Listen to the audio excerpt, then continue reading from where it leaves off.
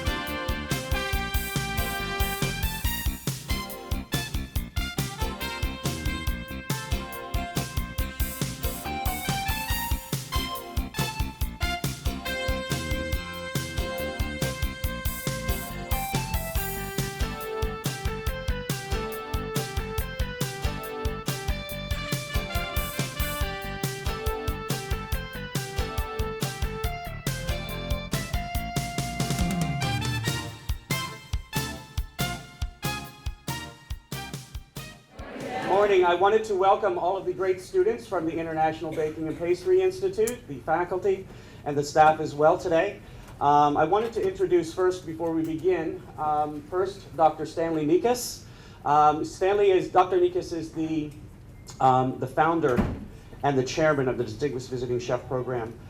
He founded it 35 years ago, and he's been with virtually every Distinguished Visiting Chef that we've had since then. So welcome, Dr. Nikas. Thank you very much. And I don't know where she is. She's around somewhere, but we have a student who received the Distinguished Visiting Chef Scholarship in the name of Chef Elizabeth Faulkner, and that's one of your own pastry students, sophomore pastry student, Amanda Benson. There she is, Amanda, so welcome to her. It's probably safe to say that no other chef that we've had on campus has created such an air and a buzz of excitement than our 166th Distinguished Visiting Chef. Her expertise is expand and widely knowledge to expand both the savory and the pastry, as well as the competition world. For 14 years, her restaurant in San Francisco, Citizen Cake and Ice Cream Parlor, has delighted San Francisco and the world as well. And for 4 years, delighted once again with her restaurant, Orson. A lot of you may know Chef Faulkner by her accomplishments in competition world, and most recently on the Food Network's Next Iron Chef, which you probably should have won. So it is with great pleasure that we welcome our 166th Distinguished Visiting Chef, Chef Elizabeth Faulkner. Thank you. Well, good morning, chefs. Can you hear me all right? Is the sounds there? Okay. I want to say good morning, future chefs, because I am not around a lot of people your age often enough, and but it's been really exciting to just feel your energy, because I can tell everybody's extremely passionate already and excited about your future career. And we do have a lot of, I'm a kind of chef who uses a lot of components, so we have a lot of things to cook and we have a lot of things to talk about. We're going to talk about opportunities. We're going to talk about being a fighter in training for the rest of your career. We're going to talk about being a culinary athlete, or a transformer, or a superhero. And we're going to talk about very bizarre inspirations, because I know a lot of you probably are wondering what inspires me the most. and how to pull inspiration. And then we're going to talk about a sort of Zen approach in martial arts and being really focused and pushing and being aware. So and I also want you to ask lots of questions. So I'm going to give you several opportunities to do that while I start cooking. But you probably want to know how I started. And by the way, we are going to try a dessert in between, so you can get a little bit of sugar. And it's still early, I know. And this is early for me because I'm a West Coast person. So when I just so you know, I have performance anxiety every time I do one of these. This is just like Iron Chef. I have to get everything ready, be organized, be really focused. And last night I was dreaming. I just kept having anxiety that I wasn't going to wake up in time. So I was dreaming that I was supposed to talk at the Disney World next to the Haunted Mansion, and my dogs were running loose. I have 2 little dogs, and I couldn't find them, and I couldn't find where I was supposed to speak, and it was just so stressful. And I'm like, why am I speaking at Disneyland, by the way, next to the Haunted Mansion? So, just so you know, it's always a little stressful. But the more organized you are, the more fun you have with it, the better it's going to be. So when I started out, I went to film school, and I was working at Williams-Sonoma, the original store in San Francisco. And my boss used to just send me back in the kitchen, because they had a full kitchen, and say, you're a really good cook, just go make something. So I would just pick the recipe books, and I was starstruck by all the people that had written all these books, because people weren't as popular on TV back then. I mean, we had Julia Child, and we had The Galloping Gourmet, and a couple other people, but that was about it. So I would take these books and make recipes and sell equipment, and it was great. And then when I got out of school, I was working in film production, and then I just took on a part-time job in a little cafe and was the dishwasher and plater. And but I took over as the chef a month later because they were like, wow, you know how to make a lot of stuff and you have a great palate. So that was a huge opportunity. I'm talking about opportunities. And I had to shift my career, and my parents were like, wait, you just went to art school. What's wrong with you? And but I was so enamored by the food business because here waiters were speaking French in this little place, and it's where people got coffee because this predates Starbucks. You guys, this is I know you all are in the Starbucks generation, but that's where people got coffee. It was just a really good, cool hangout, and I just loved the stage of it. So that's kind of how I started, and then I got a job a year later. I staged at one of the best fine dining restaurants in San Francisco. Called Massa's, and that was under a chef called Julian Serrano, and he's at Picasso at the Bellagio in Las Vegas now. But amazing chef, Spanish, and a very tight kitchen, very disciplined. My pastry chef wouldn't talk to me for a couple months until I had perfected everything in my mise en place list. And when I finally one day she turned around and said, everything's perfect today, and then she started talking to me. So that was a different time. So I'm gonna interject some stories because I have a lot of stories to tell you, but I'm going to start making this gelato first. And this dessert is the pineapple upside down parfait. And this is what I like to do if you haven't figured it out already, because I feel like I have talked about it a lot on my television stuff. You want me to just, okay. I love taking iconic or classic dishes. So I've had a lot of pineapple upside down cake. I'm sure you guys have too. And I've made a lot of classic ones, and I think that's really important because you don't just become, you don't become an abstract artist or a famous artist until you actually sketch a lot. And then so I think what you're doing right now in school is extremely important because you're learning all these foundational tools. And once you feel like you have a good knowledge of that, I saw a bunch of people making chocolate mousse yesterday, maybe for the first time, maybe, I don't know, for the 10th time. And until you get that kind of information down and really feel confident about it, then you can take it somewhere else.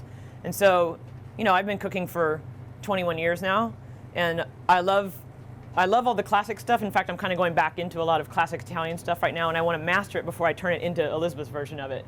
So, but this is definitely Elizabeth's version of pineapple upside down cake. So this is we're making vanilla gelato. We're making some braised pineapple that you guys are going to taste this one, and it's got such great flavor with the aromatics of star anise and vanilla and lime and brown sugar, things that are just need to belong together. And actually a little bit of rum, but I think we might have used it all yesterday or somebody drank it. And then it's also, but I love playing with texture so much. So we've got the pineapple. We've got some ice cream because that was definitely part of pineapple upside down cake. We're going to make a cake, but the cake is going to be with rice flour. And the reason being is not because I wanted to make a gluten-free dessert, but in fact it is a gluten-free dessert, so it's kind of nice for a lot of people these days. And but it's because I like that mochi kind of texture. You guys have probably seen mochi that's wrapped around ice cream. Okay, well, that's kind of just more of a simple, almost like a pasta dough, just usually water and glutinous rice flour. But in the mochiko cake, which you see a lot in Hawaiian recipes, is a rice flour, sweet rice flour, and with eggs and some butter in it too. So it's a little bit fattier. And we got a rice flour here that is a little bit different than the one I'm used to. So this is a little bit more starchy and fine. So the texture of it's going to be even a little bit chewier than what I like in my cake. But that's what I said. This is kind of like prepping yourself for doing things like Iron Chef competitions, whatever, because it's different everywhere you go, and you got to be prepared for it and just roll with the punches. Okay, so I've got my milk and my vanilla bean heating over here. This is a good time to add corn syrup because it needs to get dissolved in here. And this ice cream is a little bit different. It's not a creme anglaise because it's more milk than cream, and it's got egg yolks and cornstarch in it. And I'm actually going to add the sugar to the milk part too. And we don't heat the cream. We just add it at the end to kind of start cooling it down. Okay, so we have just a couple of yolks to this mixture. What are you guys dying to talk about today? There's a lot of women here, right? Yes. Yeah. Our pastry program is about 90%, over 90% female. Yeah, I'm noticing that these days. So this is a little bit odd. You don't see this kind of stuff often, but I just mix my cornstarch and my egg yolk together.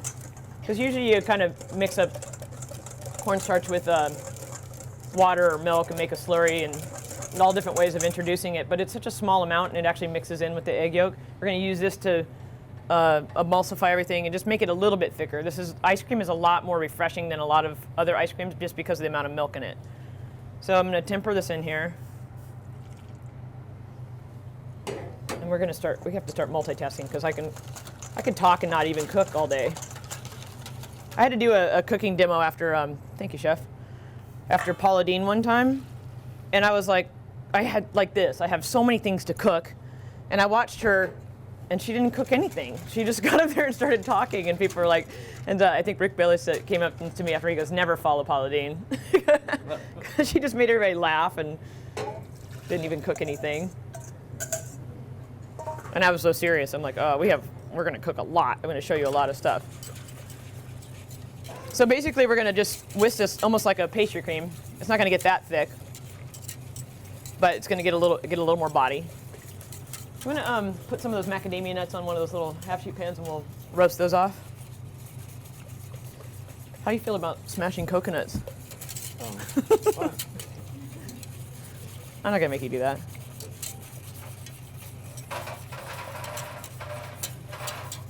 I can still do You want it if to? I know what you want. You want to do that? Okay. So, Chef Nikas over here is going to just whisk that for a little bit longer. I'm going to get my pineapple going. See, I have another book coming out called Cooking Off the Clock in the fall. And I think it's a really appropriate title, not just because of my Iron Chef stuff, but I'm getting ready to do Chopped All-Stars. And I'm getting ready to compete in Naples in a pizza competition. And I'm going to do another Food Network competition all back to back, because last year I said, oh, I'd like to compete, and now it's like the universe is turning it back around on me and saying, oh yeah, you want to compete now? So now I'm prepping myself to multitask, is like I'm going to have to do on all these shows. That looks good. So we're just going to strain this into something. What are we? Can you grab another bowl over there? Yeah. So it's not a super thick base, but it's got just a little bit of body. We just kind of bring that to a simmer. Great. You got it? Is it hot? I got it. Okay. And then I'm going to go ahead and add my cream to that. And that just helps starting to cool it anyway. And then, is there a refrigerator here, or do you want to just put that on ice? Yes, right over here. Okay. Oh. Oh, well, we'll just put it here. Surprise.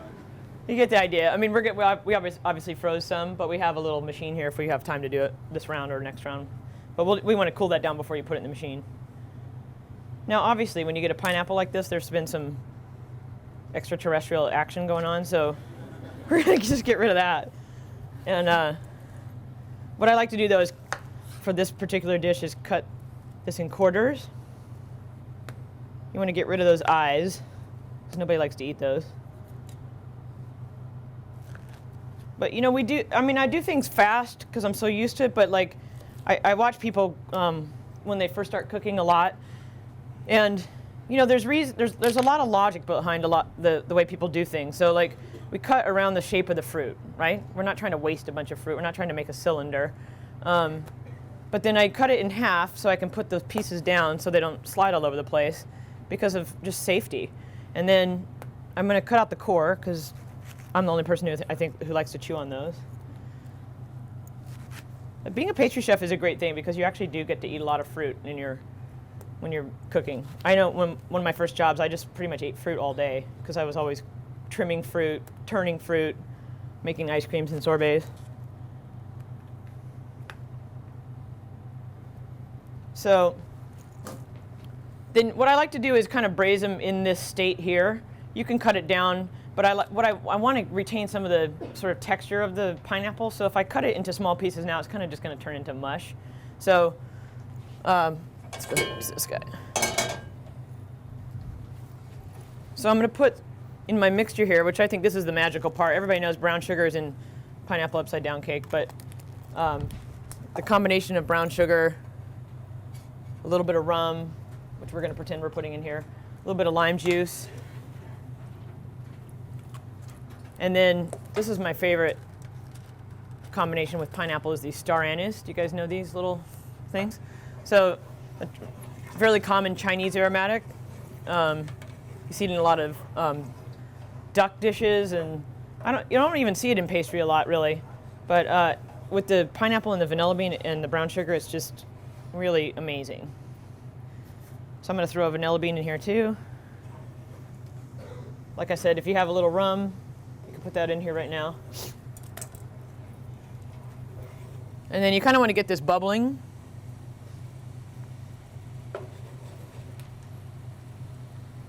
And then you just put these guys in here.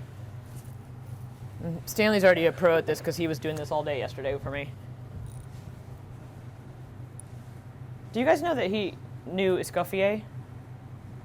That's a really big deal. I've just been listening to him all day. Okay, so we have our macadamia nuts in here. You gotta watch macadamia nuts because they're so fatty. They burn fast like pine nuts and Brazil nuts. So you're gonna keep an eye on that too. We're gonna make a little mochi cake here while our pineapple's braising. And this is actually a really cool recipe because it is really easy. It's so easy that I'm just gonna mix it together. I don't even remember what is this scaled right though? Hang on a second. I wanna make sure.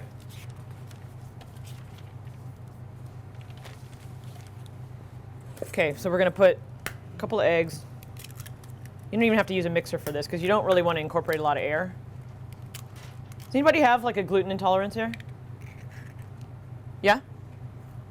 I just see more and more of this kind of stuff, so it's definitely interesting to play around with it and see, I mean, a lot of people are working on recipes constantly now with gluten-free stuff, and I think it's interesting to work on it not just for people who are gluten intolerant, but so everybody likes it and doesn't even think about it.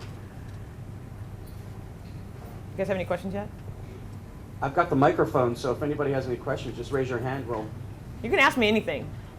We can go, I mean, I surf channels like, I only go from Bravo to Food Network, but Chopped to any of those cooking shows. I'm crazy about the cooking shows. Our first question over here, Chef. How many years were you in the kitchen before you actually got skyrocketed to the Food Network and whatnot? And how did you get into the Food Network also? Did you just know somebody, or was it a long process? Well, it's a good question about how did all that TV stuff happen. I never set out cooking thinking, I'm going to be like some kind of Food Network star or something like that, and because it didn't even exist when I started cooking, and I think it's a really, I know you guys are just, it's so sensational now, and it's fun to watch all this stuff, and it's great because I think television and food programming can continue to grow and evolve, and you guys are all going to see a lot of change probably in that. And especially with web-based stuff too, because there's a lot of development coming with just more culinary knowledge on the web. And but for me, like my superheroes were the cookbook authors. I worked at Williams-Sonoma in the '80s, so Susan Finnegar and Mary Sue Milliken were sort of my role models. They were like, they came out with a cool book called City Cuisine, and people like James McNair, who was a big food stylist in the Bay Area. All these people came up with books, and Marion Cunningham used to come to our store of the Fannie Farmer's Baking Book, which is a great book. So I kind of get the role model. Whenever I saw other chefs like you, I would be like completely starstruck and freaked out, thinking they were much cooler than any other celebrity, and I still do think that. And so before this gets a little too caramelized, let's turn this down a little bit, because we don't want to burn the sugar so much. And you have a little, here, I'm going to use this water right here. If you start to get a little too much color here, just add some water. So anyway, the Food Network stuff started coming in much later, and whenever a news station would come to whatever restaurant I was working at, like I used to work for another great chef, Tracy Desjardins, in San Francisco for 4 years, and she got a lot of media coverage, and so the news stations would come in, and I didn't talk. I was shy. I was like a lot of your pastry people are shy. They're like the most obnoxious people in the kitchen usually, and so the TV station would come in, and I'd have to talk about my desserts or something, but then I was like, I got to get over this like fear factor of freaking out on the microphone all the time or television, and I just did. I worked on it every time, and then I just started getting more and more attention for my outlandish desserts, and okay, cool. Now we're rocking. And so it just kind of, it happened very organically. Where's that guy? There you are. So, I think that's important because I know everybody thinks, oh, I just want to be like, Elizabeth Faulkner. I want to be on Iron Chef someday. And you can, but it's like one of my points of talking to you guys today is that it's like you are like a fighter in training right now. You need to think about like taking care of your body. You need to exercise to counter all the fatigue that happens in the cooking business. You're going to have to seriously not duke it out with other chefs, but really fight for your position when you have a position. And especially as female chefs, it's not like it's totally different today. It's still hard and competitive with a lot of guys, and as seen on TV. And that TV stuff is an over-dramatization of real life. It mirrors it a little bit, but it's a mind game for sure. That especially next Iron Chef, and I think if you can just hold your own, and be tough, then that's how it works. But it's happened very organically for me. So these pineapples, we let them cook. We try to let them cook a little bit on one side and pick up some of that sauce. I think I turned down a little too much now. And then we'll flip them over, and then you can just let them sit in that syrup and cool. And then what we do is cut them up, and then we'll serve it. It's okay. This is not hot enough, I can tell. Hang on one second.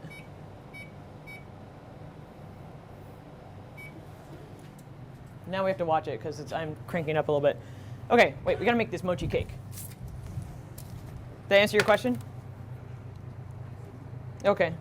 So eggs, sugar,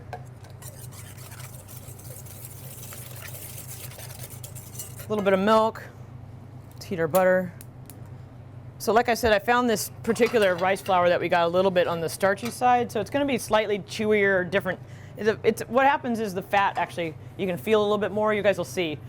We cut it up in small little pieces mixed with the pineapple, so what I'm excited for you to try is the textural contrast of what's going on with all these different components. But if you use, like I use the Mochiko Japanese rice flour, which is a coarser milled rice flour, and it actually works really well in this recipe. But real simple. You got yolks, or eggs, sugar, milk, rice flour, a little bit of baking powder, and some salt. That we'll just pretend there's some salt here. I don't know what happened to it. And then we'll put a little melted butter in the mix. Chef, we have another question. Please. Hi, I'm just looking at the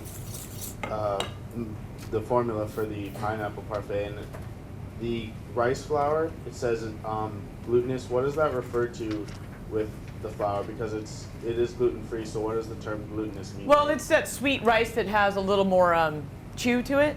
Okay. I don't really know the molecular structure of.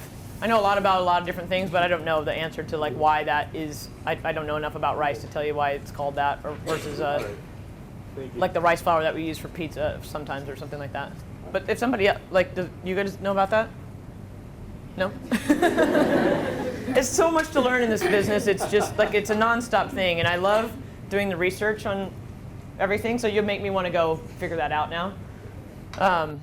But that's the beauty of cooking, is like it's just so many different it's like such a universal language, because we all get to sit down and enjoy things together. It's one of the best things about being a cook.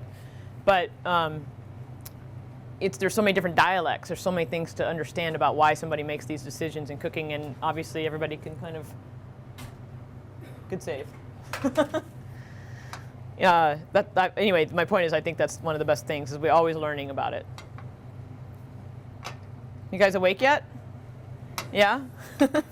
Are you hungry? Smells good. Can you guys smell this? We have one more. We have another question over here, and then Okay. one inside. I'm going to tell you a good story after that. Hi, I have my best friend from high school. She goes to Mass Art. Can you put that up a little bit? Oh, sorry. My best friend from from high school. She goes to Mass Art and she studies film there. And it seems to me that with what she's learning, she has a lot more creative freedom in what she's doing. I think like they basically teach her the basic kind of techniques on how to do things, and then she can, learn based on doing. And it seems like in this business, there's like a clear-cut right and wrong way to do things. And I'm wondering if like that transition, how you made that transition. Okay. Did you say your friend goes to art school? Or Yeah, actually for film study. Okay. Like he did, so. Well, you're still learning a lot of discipline in art school, from my experience, because you can't just say, oh, we're gonna make a film, and it's a free-for-all, because you need to understand, a lot of things about narrative and sound and directing people and getting the right scene, right, and translating a story into film, and then editing it. So to me, this is very similar. We have to learn. Like I said, my dad's an abstract painter. So I've grown up with huge pieces of art all around me and going to galleries and stuff, but he didn't just he didn't just wake up and start painting like crazy big things. He spent a lot of time sketching from reality, sketching gestures, all kinds of stuff. And so I feel like we do that in the culinary business too. Like you need to learn, like one of my first jobs at Massa's was, I had to make creme anglaise every single day. I had to make the raspberry puree every day. I had to pick so much mint. I had to make mint sorbet every day, and it was a pain in the butt. And then, and I had to make like 12 different ice creams and sorbets on a daily basis. But nobody just said, here's the formula. They just said, this is the basic idea, but you have to learn how to taste. So that's why my pastry chef wouldn't talk to me for a couple months, because I hadn't figured out how to taste. And when she finally said, usually she would just turn around and say, the tangerine's too tart. The lemon's too sweet. You didn't cook the creme anglaise enough. The chocolate's not, it didn't add enough salt. That's all she would say to me. And then, so I have those foundational tools, but I had to learn how to also taste. And then, but I spent many years just doing very classic dessert stuff. And then the transformation happened when, I finally became a pastry chef at a restaurant, and I would take what I knew and try to figure out how to tweak it so that it was something that seemed more appropriate for our restaurant. And I think that's what it is. It's listening, working with your chef and working with the people who work with you, and molding into something that doesn't ignore the foundational tools or push it aside, but then morphs it into something else. Now, obviously, we've seen a massive culinary change with everything from Spain that happened, because those guys, really started looking at, and not just Spain, but a lot of people around the world have been looking at, especially pastry, and turning it into much more gestural pieces, or like Albert Adria looks at landscapes and nature and is inspired by that and turns things into, I went to a restaurant last night and they had a salad that had the dirt on it. Well, the dirt thing has actually been really popular in pastry and savory for almost a decade now. So you see a lot of people, like I make cocoa streusel all the time on stuff because I like that kind of like crunchy dirt kind of feeling. And I think it's because we want to kind of get back to our roots. So it's a translation of that, and it comes into a more artistic side of it. But it happens over time. Don't worry. And I think also, this is a good point. One time when I first started cooking, I didn't have a lot of molds and stuff. Like all the pastry chefs always had like tons of molds, and that's how everything had to be in an entremet. Seriously, everything used to have to be in an entremet. I mean, it's good that you learn how to do that, because then you can figure out what else you can do with it. But I didn't have all that luxury, so I used to have to figure out how to make up stuff in whatever pan. So a lot of my stuff came just because I didn't have a lot of equipment. And they'd say, we want you to make this kind of chocolate mousse cake. And I'd be like, okay, that's great, but I don't have all those entremets, so I'm going to have to figure out a way to do it another way. So I'd do like a hotel pan, and then do a big quenelle of it or a scoop, and then take the cake and break it up a little bit. And that's, for me, how that style is very natural for me, because it's more of my artistic side too. Okay, so we're going to turn off our pineapples here. Now I feel like I have to move fast. This is actually too big of a pan. Do you want to give me that brownie pan that's over there? This is such a small, I was telling everybody in the kitchen yesterday that, you go from bakery, restaurant, and having huge recipes, and you write a book, and it has to be for Susie Homemaker, so you got to like scale it down. Yeah. And this recipe is something that we used to do in much bigger volume. And so even like a quarter sheet pan is too small. Make a really thin kind of crepe, and I'm looking for a little bit more depth. So I'm just gonna, see, you gotta improvise. The stuff happens because you don't have exactly the equipment you need all the time. You guys have first of all, you guys have a lot of stuff at this school. Just want you to know that. Like, this is a huge culinary school, obviously, but you have so much equipment here. I'm really impressed, and you need to know that it's not always going to be like that. So take advantage of it while you have it here. Okay, so we'll bake this. Let's just stick it on here in case it spills over a bit. I'm going to bring this back down a little bit. I think our oven just needed to get kind of cranked up for a second. Okay. Hi, Chef. Yeah. Just a quick question. You mentioned that you like classical desserts. What's your favorite? And then how would you go about deconstructing it or changing it to fit your style? I just had to do that. I think that was the answer, but... Give me another bowl over there, Amanda. And does anybody have a vegetable peeler? Because I don't have one in my kit right now. And I forgot to ask for that. I do. Yeah?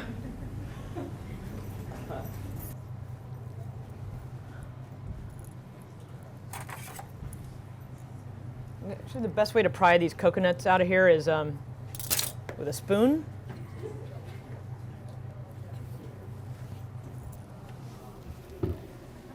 I'm going to answer your question in a second. I feel discriminated against. Why? Oh. Hey, you had the tool. Who cares? So to answer your question... She works with me. Oh, is that right? One of your pastry gals? Yes. Okay, so to answer your question, I love a lot of classical desserts. I love looking at them and understanding them. And right now, I'm really focused on Southern Italian food. And so I'm looking at a lot of classic things like cassata and cannoli and all these little almond cookies from Sicily and southern Italy, which I don't really want. I think there's nothing wrong with perfectly cooked, made cassata or cannoli or something like that. I don't really want to change cannolis so much because they're just kind of perfect, but I want to make like the best version I possibly can. So I'm gonna make a really good ricotta cheese myself with some Jersey milk, and just really have a more interesting cannoli shell and everything piped a la minute, and that's how I'm approaching that. Because I'm going to open an Italian restaurant in Brooklyn in a few months, and so I'm, and I know people are like, "Wow, what are you going to do with the desserts?" So I'm looking at something like cassata or tartufo and saying, "Yeah, but how can I do a really cool version of that?" And without being disrespectful.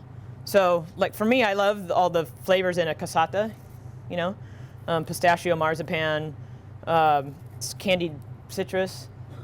And especially because I've been in California all this time, I know so much about citrus fruit. It's like one of my favorite things. And then that ricotta cake. So I'm just looking at that and saying, okay, how can I turn that around into a really cool plated dessert?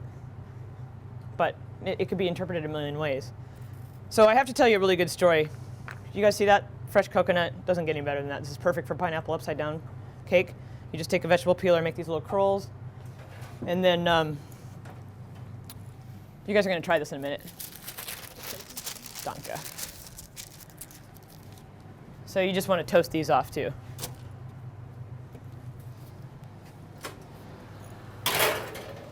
Speaking about like inspiration and gestures and how to work in your artistry into food stuff, I as a pastry chef, you're kind of, unfortunately in this country, it's sometimes a second-class citizen compared to chefs, and I hate that. And because when I first started doing pastry, I actually wanted to go into savory. I looked at the pastry department at this fine dining restaurant I was at, and I thought, you know what, I'm so tired of like the same dessert menu everywhere, and clearly pastry needs help. So I might be that person that can actually be eventually like a spokesperson for the pastry chef. And I'd like to draw a line between who, at that time pastry chefs weren't even written on the menu. It was just the chef's food, and the pastry chef was this other person, second-class person in the kitchen. And I think that we've evolved a lot in this country, except for that the cupcakes kind of threw us back in time, and for too long. And so for a while I really appreciated that line of like, here, you started getting more pastry chef awards and much more attention on that department, and then really seeing it be more artistic. Well, so fast forward to like, I'm working at an event for Bon Appetit magazine in Colorado, like a chef ski weekend kind of thing, and I'm supposed to do a really fancy dinner at somebody's mountain, huge mansion in the snow, with another chef from New York, and so he emails me or something, or I think I emailed him and said, hey, what are you making? I want to plan the dessert, and he's like, well, I'm going to do this, risotto, blah, blah, blah, and I was thinking maybe you could make panna cotta, and I'm like, are you talking to me? Because I'm not going to just make, I'm not your pastry bitch, I'm not going to just make your panna cotta, and I was already, obviously I already had a lot of attention for these outlandish desserts, and so I was like, why is he talking to me like that? And so my way of getting back was like a true fighter. I didn't just tell him to F off. I just said, I'm going to make a dessert that when the people have it, they're going to be like, who cares what happened before? Because this is where it's at. And so my way of doing that was, and seriously, it's a gesture. I wanted to punch this guy. I wanted to slap him back. And so but I wanted it to be pleasing to the customer or to the guest, and then I don't want to slap them around. So what I made was I called it the Sting, and it was a shot of pineapple, of braised pineapple, kind of a braised pineapple like this, but with, I kind of studied a little bit of more Chinese cooking where they make a tempering oil and put spices in it, and then usually finish something with all that aromatics. So I braised some pineapple. I took Szechuan peppercorns, Hunan chilies, cinnamon, cassia oil, which is very spicy, numbing on your mouth, cloves, cubeb, some really amazing spices, but some other spices to round it out, because you can't just go fire. You have to like balance it out with coriander seeds and a little bit of fennel and star anise to mellow it out a little bit so it's actually pleasing. So I made this oil with all these aromatics, put it in my pineapple braise, pureed it, strained it, added a little bit of xanthan gum to give it a little more lingering effect, just a teeny bit, because I wanted to stay in your mouth a little bit longer than just a shot. And so what happens is you drink this cold, refreshing pineapple. It had a little bit of passion fruit juice just to, it was like fine tuning, right? And so they drink this little shot of this pineapple slap, basically, and it starts building this heat inside, and it's a really, but it's a nice heat, because you're just like, what's going on here? This was just really cool and refreshing, and then chef is really screwing with me because it's like it's hot, you know. And then I wanted to, so it was like a slap, and then what came afterwards was a plated dessert of it was like it's when I first came up with making chocolate cake sous vide, because I was like, yeah, fish, vegetables, whatever, but let's cook some pastry stuff in there. So I did and basically you're just cooking the eggs in the mixture. So I made this chocolate cake batter sous vide, but I opened it up, nuked it for a second, put it with some turbinado sugar and some hazelnuts, little praline, I called it a little praline cleavage in there, kind of tucked it in. And then, so like a little praline mousse. And then it had a tonka bean ice cream, very exotic, tastes a little bit like bitter almond and vanilla. But really I gave him chocolate cake and vanilla ice cream. So I had all these other little components on there, but it was a relief, because I'm like, I just slapped you, and then now I'm saying, oh no, it's okay, I'm taking care of you. And so it, you know, but my intention was actually to really punch out the chef. So when I came out to the guests, the woman who was the host, she said, basically she said everything I wanted her to say. She just said, well, we forgot what we had for dinner. This was so amazing. How did you think of this? I need a cigarette, you know? And so the chef came out and he's like, you know, wow, you like, sorry. He like totally got it. He's like, I'm sorry that I ever even talked to you about making panna cotta. So you can turn it into performance artistry. Pastry is the best, because you can really translate a lot of what you're feeling into the plate. But you got to learn how to do the basic stuff first. Okay, let's see where we're at here. Still toasting. One other thing that I'm going to make for this dessert is this coconut cream. How much time do we have? Anybody? Whatever. Okay. Okay. This is some canned coconut milk, and I wanted to have a little. So, like I said, we're building lots of textures here. We're going to have the chewy vanilla-y kind of cake, mochi cake, and then we're going to have the yummy pineapple. We're going to have some vanilla gelato in there. We're going to have roasted macadamia nuts, toasted coconut. I wanted to bring some more tropical notes to it, so I made up this coconut sauce. And I do a lot of sauces now without egg yolks, because I like all the hydrocolloids. I think as pastry chefs, you're going to always be learning much more about all these different hydrocolloids or thickening agents. And I don't have to preach to you so much, but when I talk to Susie Hillmaker, and they're like, I don't want to use carrageenan, or I don't even know what that is, or I don't know what agar is, and xanthan gum, and I'm like, well, it's actually in a lot of your food already, and you need to understand what they all are. I talk about it in my Demolition Desserts book a lot, or a little bit, but to me, it's just like, why do people accept cornstarch and gelatin so much? Like, everybody uses gelatin. I don't have anything against it at all, but when you go to Asia, like I've been to Japan a couple times, and people use agar in almost all the dessert stuff because it's so humid there, and agar can withstand that humidity and heat and be stable. It's a gel that can be stable out just in room temperature. Well, gelatin doesn't work like that. Gelatin has to be cold, you know? And once you lose it, it's gone. It's power. So I think it's fantastic that we have so many more people exploring these different hydrocolloids, because you know, there's a lot of starch out there. Kudzu root is also one of my favorite thickening agents. It's another starchy kind of thing. Think about potato starch, and I love xanthan gum. So and this is guar gum. Guar gum is cold soluble, so you can puree it into water or orange juice and thicken it. And it's so fun just to experiment with that. Just take like a cup of water or a cup of juice, put a couple grams of any one of these gums in it and see what happens. And then cook it and see what happens. And then you're gonna say, wow, I kind of like that texture, or that's just too slimy and weird, but maybe I can use that in a showpiece if I want to make something look really gross. Like I did that in Haunted Gingerbread Food Network Challenge one time. I slimed everything because I made this crazy xanthan gum slime and just kind of webbed it all over everything, and it looked really nasty, so it was perfect. But I knew what I was talking about, you know? So this is a little coconut milk, which is already pretty fatty and thick, but we're gonna give it just a teeny bit more body. And then we have some sugar just to sweeten it slightly. And then all these gums are really strong, so you don't need a lot to make it work. This is, I can't remember what it says on there, probably a 1/4 teaspoon or something. And then this one, like I said, it's cold. You don't have to heat it to activate it, so you just puree it. Hang on.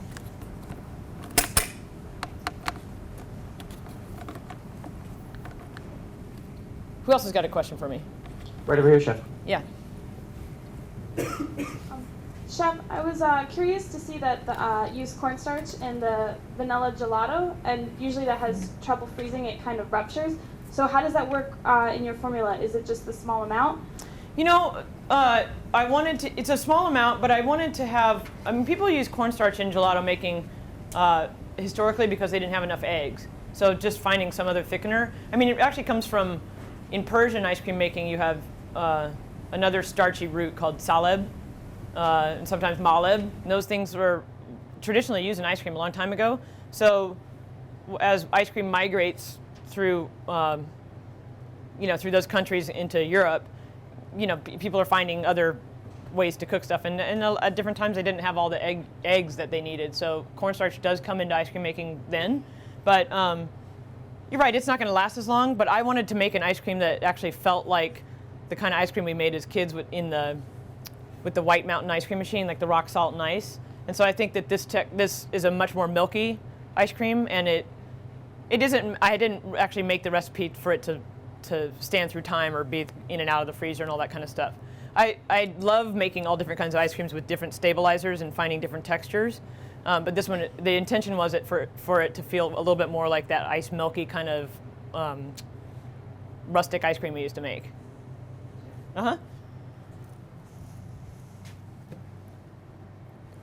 That's part of my thing too. It's just what is your intention? How long is it going to last? What are you trying to do with it,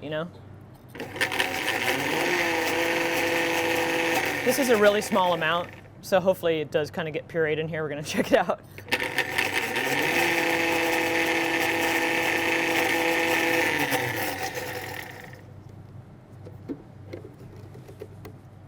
We have to kind of blend it for a while, because any of those gums, like gelatin, have to hydrate, so it takes a little while. Hang on. It's good for you when you're doing stuff like with these kind of gums, if you puree it and then let it sit or rest for a few hours or overnight, and then come back and puree it again, then it'll be smoother. Yeah. Here he comes.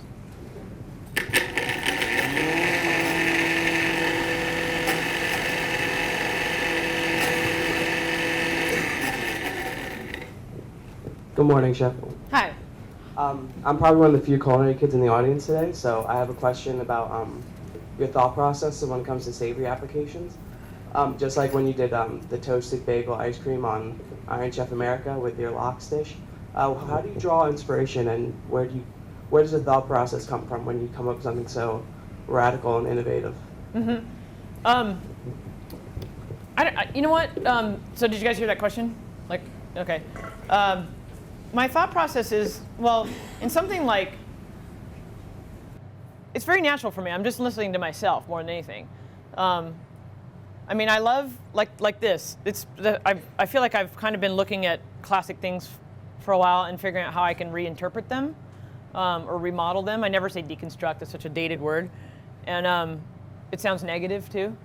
And so I just, for something, and when I'm on, Next Iron Chef, I'm trying to pull everything I possibly can out of myself to beat out the other guy, So when they gave us the bagels, and I was like, wow, if this is my last, like if they really want me off the show or something and this is my last shot, I need to do something. I mean, I didn't want to use ice cream every time, but I know I'm a good ice cream maker. And so I'm like, and can I do this in 30 minutes? Like, it's how much risk are you taking? And clearly not, a lot of the competitors can't even won't go near the ice cream machine. So I used to make an ice cream, a grilled sourdough ice cream that I first paired with in savory. I paired it with kimchi and like a really sweet glazed pork belly. And so that grilled sourdough ice cream was a savory ice cream. And so for me, it was just the bread. And that's how I like to look at it. I just go, I can make the ice cream the bread, and then where can I build from that? Or I'm going to make the ice cream it doesn't always have to be the sweet part, you know? Like I have done a lot of savory ice cream. So like I used to do a steak and ice cream at the old Citizen Cake, and then I did like a horseradish ice cream or blue cheese ice cream. I made blue cheese ice cream on that show too because I knew that people are so surprised that how would you think of that? But well, duh, with a raw steak or a rare steak, it's a cold sauce. I look at ice cream as a cold sauce, pretty much. Does that help? Okay, so I think most of this is kind of, yeah, it's pretty good. We probably could, you'll see, you'll feel the texture of it in your desserts. How's our cake? Getting there? Yeah. Okay. Some of the gum is still kind of trapped in here, so I'll just whisk it up as much as I can. It's too small of an amount. You know, you can use immersion blender too, but if you use a VitaPrep or one of these machines, it's usually better for pureeing everything.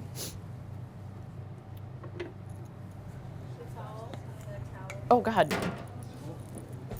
Thanks. Is this on? Oh, it's because our stove is still on over here. Thank you.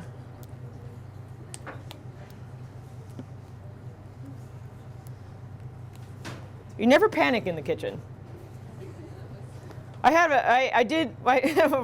This is totally who cares kind of story, but I have this really funny story one time where I was working at this restaurant called Elka. It was well, this might help you understand too. I used to work in a restaurant called Elka that Tracy Desjardins was the chef de cuisine.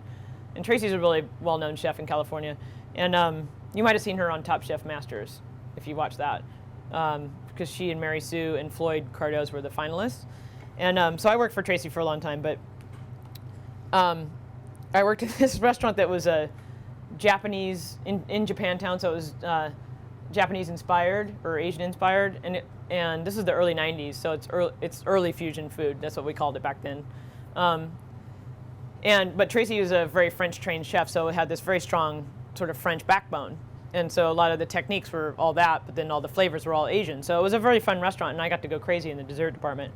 But one time I was down in the banquet kitchen, it was in a hotel, and my prep station was so far away from the stoves, and I put some sugar on the stove to caramelize it, but I totally forgot about it. And then all of a sudden I heard the guys go, "Fire!"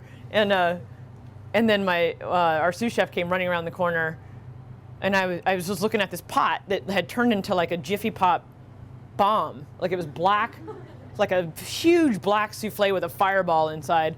And I was like, oh, I've never even seen sugar in that state, you know? And then my sous chef came tearing around the corner, and she like she just heard the word fire, and she pulled out the fire extinguisher, and we just like killed the whole, it was just a disaster. And then that pot was just totally destroyed, and I kept trying to throw it away, and the dishwashers kept putting it back in the line. And I was like, please, it's so embarrassing. I didn't panic, but my sous chef did. I love all the war stories from kitchens. I love talking to other chefs and like all the crap that happens to people over the years. It's so crazy. You'll have a lot of those. I think I talked a little bit about being a culinary athlete, and I'm dead serious about that, because I think like this historically, like, you know, a lot of people look at me and say, I don't trust you, you're a skinny chef and all that stuff, and you must not eat what you cook, and that's not true. I eat a lot, but I also, I played soccer for 28 years competitively, amateur but competitively. I've played in a lot of tournaments around the world, and And I recently just met Mia Hamm and Julie Foudy, and you guys might be starstruck right now, but I was beyond belief. Like the women's soccer team, are you kidding me? So my point is that it's just extremely important for you to remember that this is a very physically demanding job, and it takes a lot of stamina, and you want to seriously think about what you're eating every day. You need to taste everything. I do, and I actually at the end of the day I want to eat something really good, and I want to eat what I want to eat, but I have to force myself to work out all the time, and remember to do some yoga and stuff like that.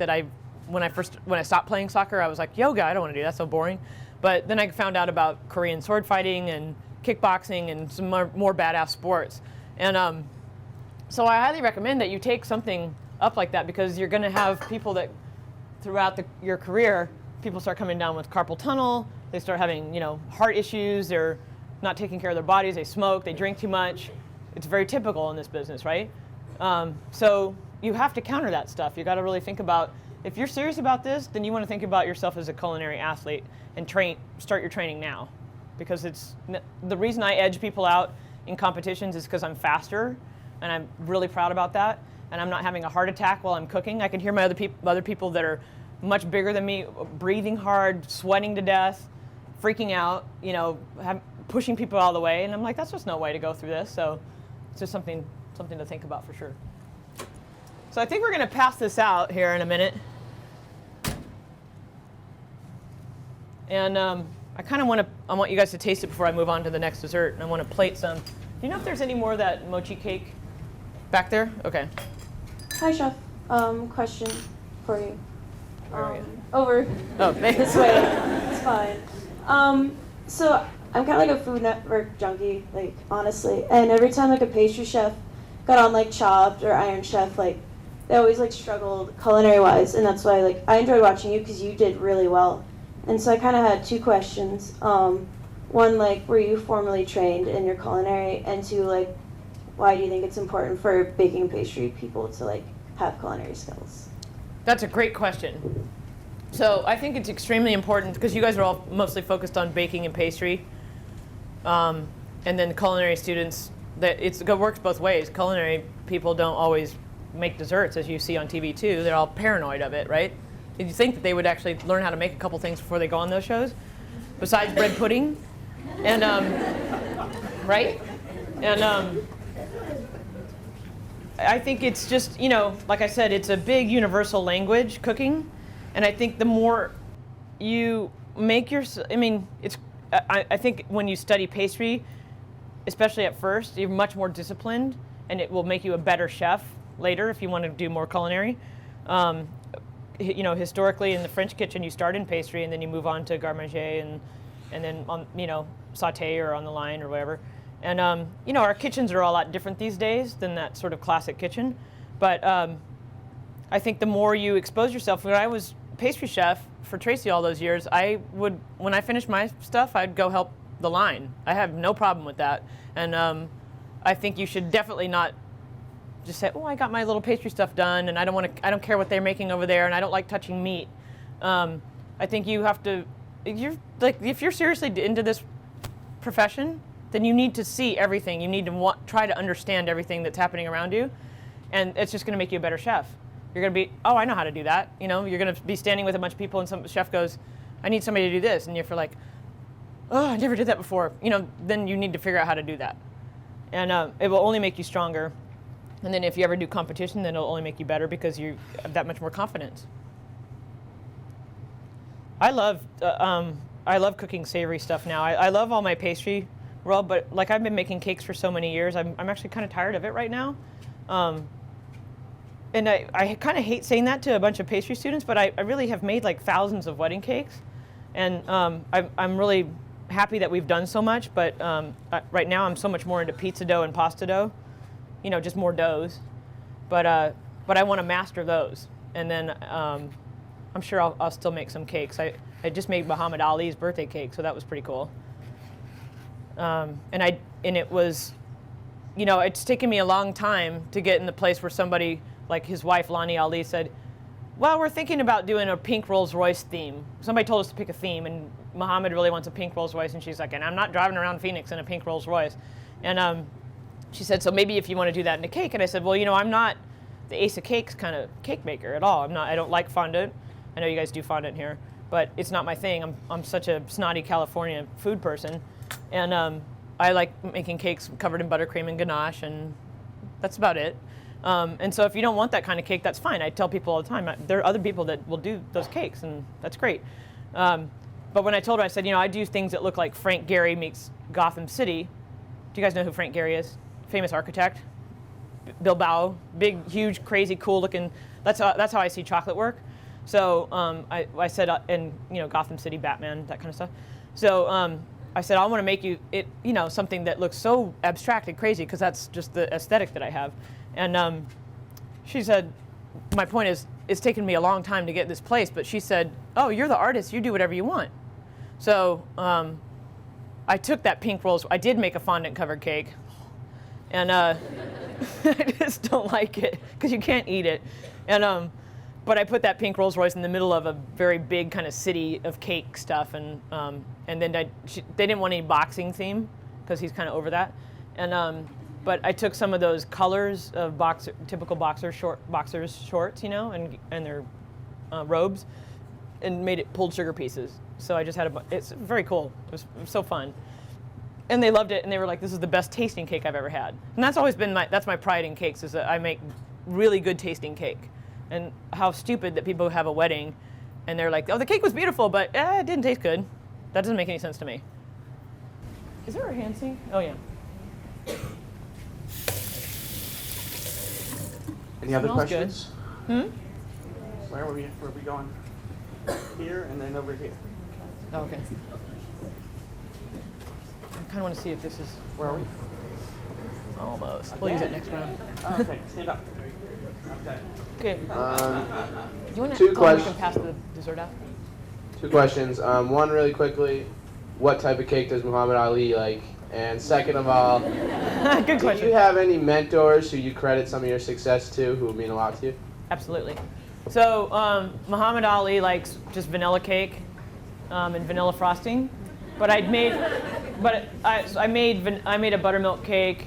I made some chiffon cake, and I made some devil's food cake, and we kind of just mixed it all up, and because there were other people there. We also made cupcakes for them, so we did like a banana cupcake filled with caramel, like a bananas Foster kind of cupcake, and then we did a vanilla cupcake, and we did a marshmallow fluff kind of filled chocolate cake, kind of like a Hostess cupcake, right?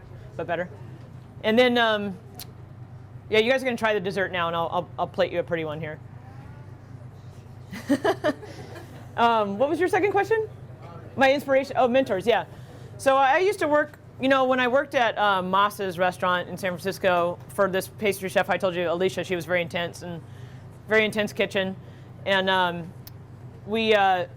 also had there was a pastry chef, Mary Check, who was really the first person who came to San Francisco. Like at San Francisco at that time, we had Emily Lucchetti, who's still a great pastry chef, still does amazing work at Water Bar and Farallon. And then, but she used to work at Stars for Jeremiah Tower.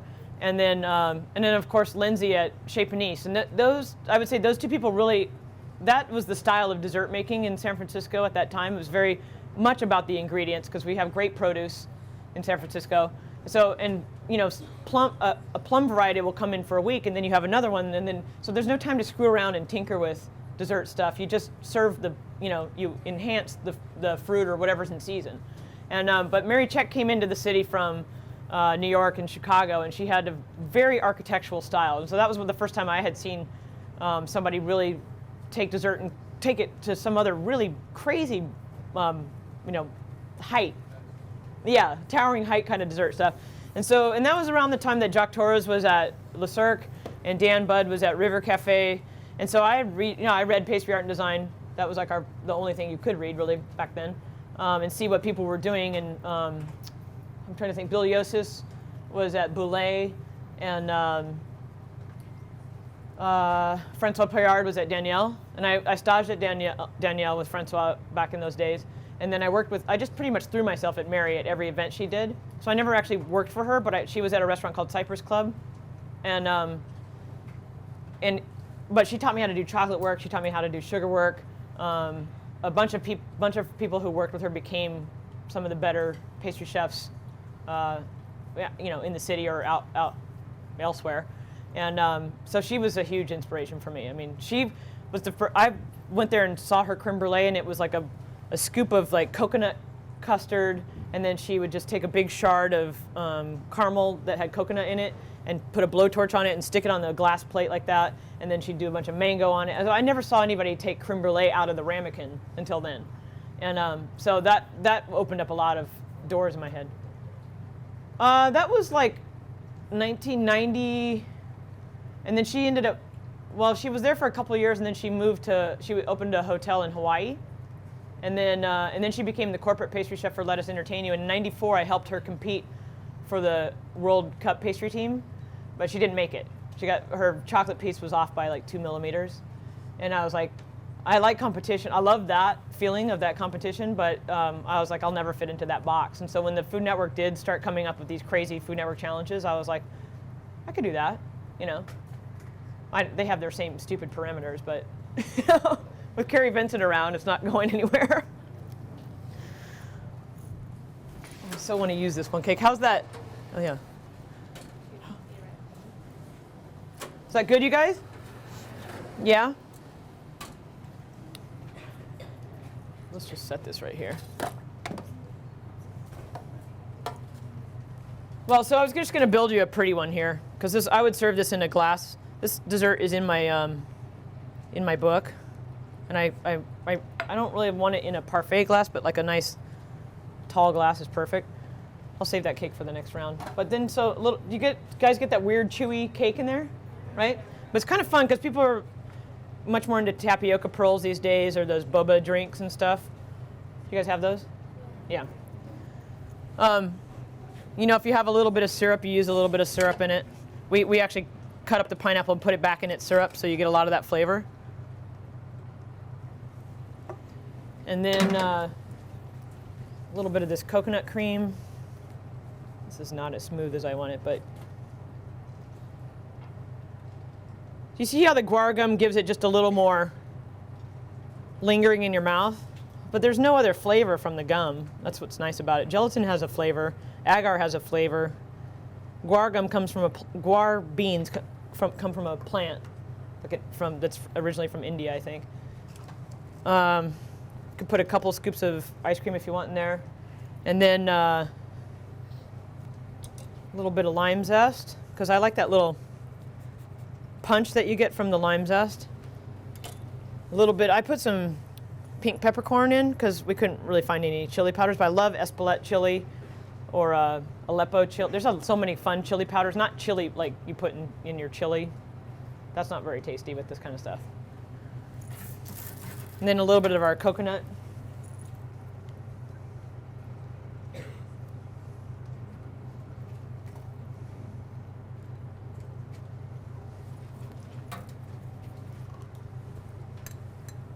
I've met Pierre Hermé a few times and talked to him a lot about business and pastry and stuff, and so he's definitely been a huge inspiration to me.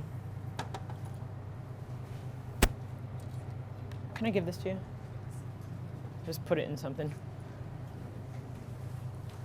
Okay. Does anybody have any questions about that dessert? Oh, I forgot my macadamia nuts. There we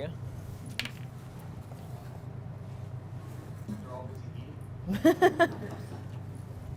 How's that ice cream today? It's good? You see, it's kind of milky.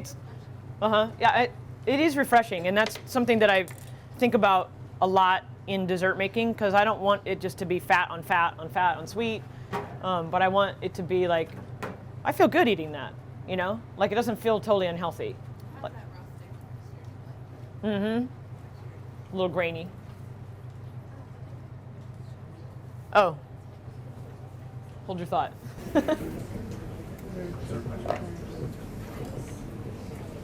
Chef, I just have a question about the cake. You said you used a different flour than what was available to you because of what we had here. You said because it was a finer kind of flour, it made it more chewy as opposed to the one you use. And also, is the mochiko, is that the name of the flour? Is it a brand name? Or? Yeah, it's a Japanese flour. And what did you use in this one? This one came from Thailand. It's definitely milled finer. And so I think that's what's making it. The mochiko is also chewy though, but it's just, it's hard to make a substitution with this more powdery starch. It just feels like a lot more like cornstarch, whereas the Japanese one is sandier. You know what I mean? So it's bigger structure. It may have more rice particles. That's what I don't know about breaking down the starch of rice, like flour. I don't know how similar that is.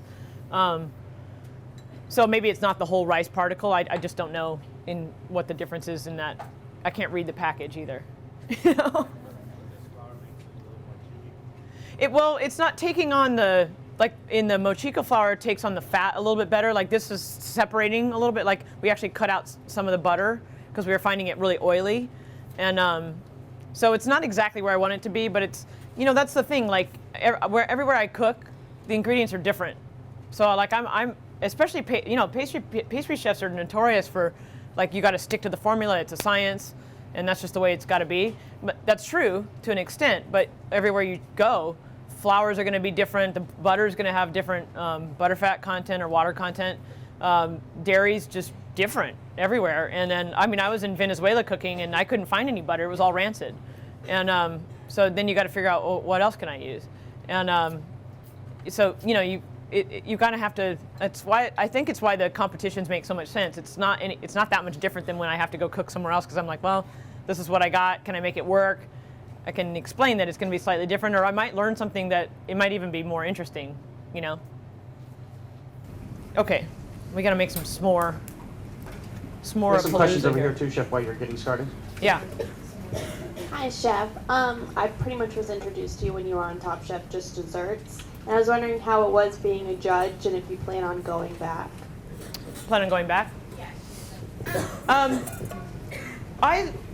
The Top Chef Just Desserts thing, I'm so happy that they finally did that. And I totally love judging it. I judge the Star Chef's pastry competition every year too, which is really intense. It's really fun. And I mean, people make some really amazing dessert stuff there. Better than Top Chef Just Desserts. And I like judging. I just judged some pizza competitions at Pizza Expo. But that was kind of horrifying because I had to judge deep dish pizza. And I had to taste like 16, like Chicago, Detroit style, all that kind of stuff. I thought I was going to die afterwards. Somebody actually served a stuffed pizza with this guy, man. I'm not even going to talk about who it was, but just like mozzarella, out of season tomatoes, canned chopped olives, and tuna. I was like, did you just say tuna? Because I'm not eating that. And this pie was like so big, and he was so proud of it because it was stuffed and it was like oozing out, and there was tomato sauce on top, and I'm like, that needs to stop. Okay, so we're gonna make a little, this is basically just a peanut butter chocolate ganache. I got some dark chocolate, some milk chocolate. I don't have any spoons. I need a spatula or a spoon. Yeah. Thank you. Hi, Chef. I'm over here, straight ahead. Oh, hi. I know you said staying physically fit is important, but what helps you balance everything? You know, you say you're opening a restaurant, you're going to do all these competitions, you're going to write a book. How do you balance all of that? It is very challenging when you, especially like right now, because of my performance on Next Iron Chef, it's just, you know, they want me to do a lot more television. I closed my restaurants in San Francisco to relocate to Brooklyn and open this Italian restaurant. And so I know it's a lot that I'm taking on. I'm going to move across the country. I've never lived in the East Coast. But I also, I look at it like particularly training for these next couple of competitions. I have a friend who's like a personal life coach kind of person. So we look at what we have and how to strategize through it. And then I also have a trainer that I do it's called Jungshin. It's her version of Korean sword fighting. And she's martial artist. So like for me, the martial arts has actually been really helpful in my life because it's being really seriously focused, like really paying attention to behind you and all around you. And I think that awareness kind of helps me just in competition alone, but also just daily. So it's about being really organized. You know, I have been training for this for a long time because like pastry chef requires a lot of organization and a lot of, you know, a lot of fight really, because just to get things done, you know, really well and get things on the menu and the way you want it to be stated on the menu. I've had to fight a lot of those battles, and so I think it's just that and just being aware of my physical space and especially when it comes to like when I went into Next Iron Chef with those other 9 competitors who are big TV personalities, and here I was like the more quiet person, even though I don't think I'm a very quiet person, but compared to them, I was like, I cannot sit around and tell nasty jokes all day. And so I found myself just being a little more focused and quiet and trying to intimidate them, which I did very successfully because I have a 41-inch sword that I carry around with me. And so when they would all be sitting there eating Skittles and pretzels and crap all day in the green room, like the off time when the production company's setting up, you know, I'd be outside with my Walkman blaring the Foo Fighters and doing all these crazy knife drills. So I'd be like out there, you know, in my sumo stance and with my big knife and doing all, just wielding stuff. And the first person that came running out to me and said, "Can you show me how to do that?" was Marcus Samuelson. And so, and then, you know, I think Anne and Alex just were like, can't even deal with her. She's so crazy. And then everybody else, you know, Michael Chiarella was like, she's really, really serious about this, you know. So I think it helped me a lot. It helped me edge them away from me, and I had to just be like focused on not getting into their head games and chit chat, and that's just kind of that's why I feel like a warrior or a transformer all the time. Okay, we got to make this ganache thing, and then we really seriously have to make some graham crackers.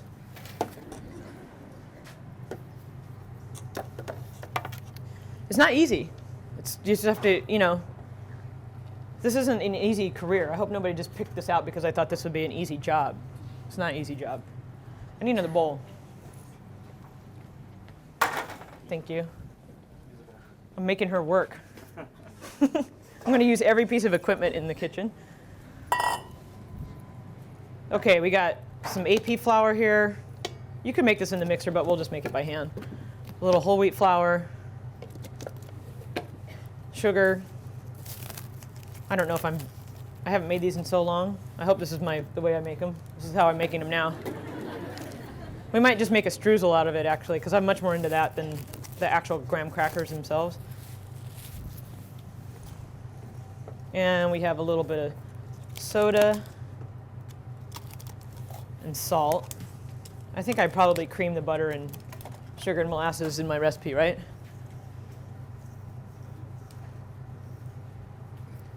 We're gonna try something different.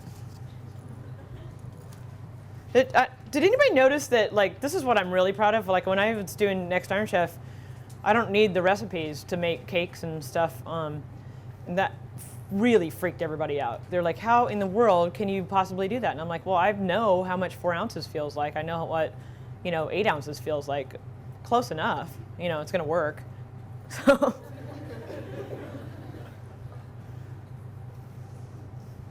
I think that in the recipe, am I right? I cream everything together with the molasses and honey. Makes more sense. Because now I'm just going to make it's going to be like a cake set you make when you're a kid. We have a question over here, Chef, while you're Yeah. your graham cracker. Hi, Chef. Hi. Going back to when you were saying you don't like serving fat on fat, what's your opinion, being a modern pastry chef, on healthy desserts or serving nutritionally sound things, and will they have a place at all in your new restaurant? Well, I don't like talking about dessert as it's unhealthy at all. I think that people should be able to enjoy dessert. People's face when they get dessert is excited. It's like a little kid. Ooh, what is that? I gotta have that, And those are things that I feel are not, people refer to them as like bad or evil or guilty pleasure. But I think of them as being actually quite essential to us, because there's a lot of crap you have to deal with all day, so might as well have fun with dessert.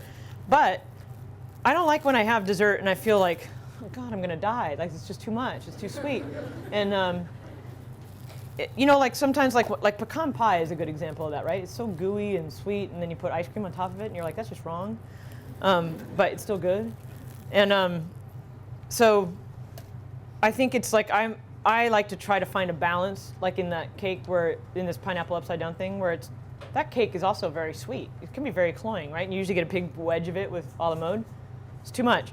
So I like taking that apart and making it not like I'm trying to make it healthy, but it is healthier. I actually cut out a lot of fat in that dessert, you know? It's not overwhelmingly buttery, or the ice cream doesn't have so much cream in it. I'm not serving it with whipped cream either. So in fact, it's balanced. I'm just looking for balance. This is totally not the way to do this. But we're gonna see what happens. We're gonna make it work. In the next round, we'll do it the right way. Chef, we have another question. Yeah. Hi, Chef. In this industry, I know a lot of things factor into the outcome of your final product. And I'm not a Food Network junkie, but I have seen some shows, so I know that things always seem to go wrong at the most inopportune times. So I was just wondering what the worst disaster you've ever faced in the kitchen has been and how you fixed it. In the kitchen or on television kitchen? Either or, whichever Okay. is the worst. Whichever's the worst. Well, stuff goes wrong all the time. I mean, it's how you recover from it. That's the key to the success. You know, usually, I'm trying to just think about something. It's usually the waiter's fault. Just kidding. But I just think the worst thing that's ever happened is I was talking to some chefs from Montreal in my restaurant Orson a couple of years ago, and I think let's pull that off. And did I just add my cream to this, and that's supposed to go in that? I think so. I don't even know what I'm making right now.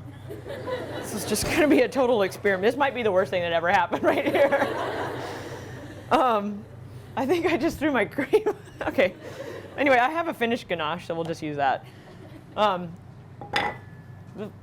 This is going to be a total experiment, because now I just added cream to the graham crackers, and that's not supposed to happen. Do you have a piece of parchment paper? Here's cream if you want to. Okay, thanks.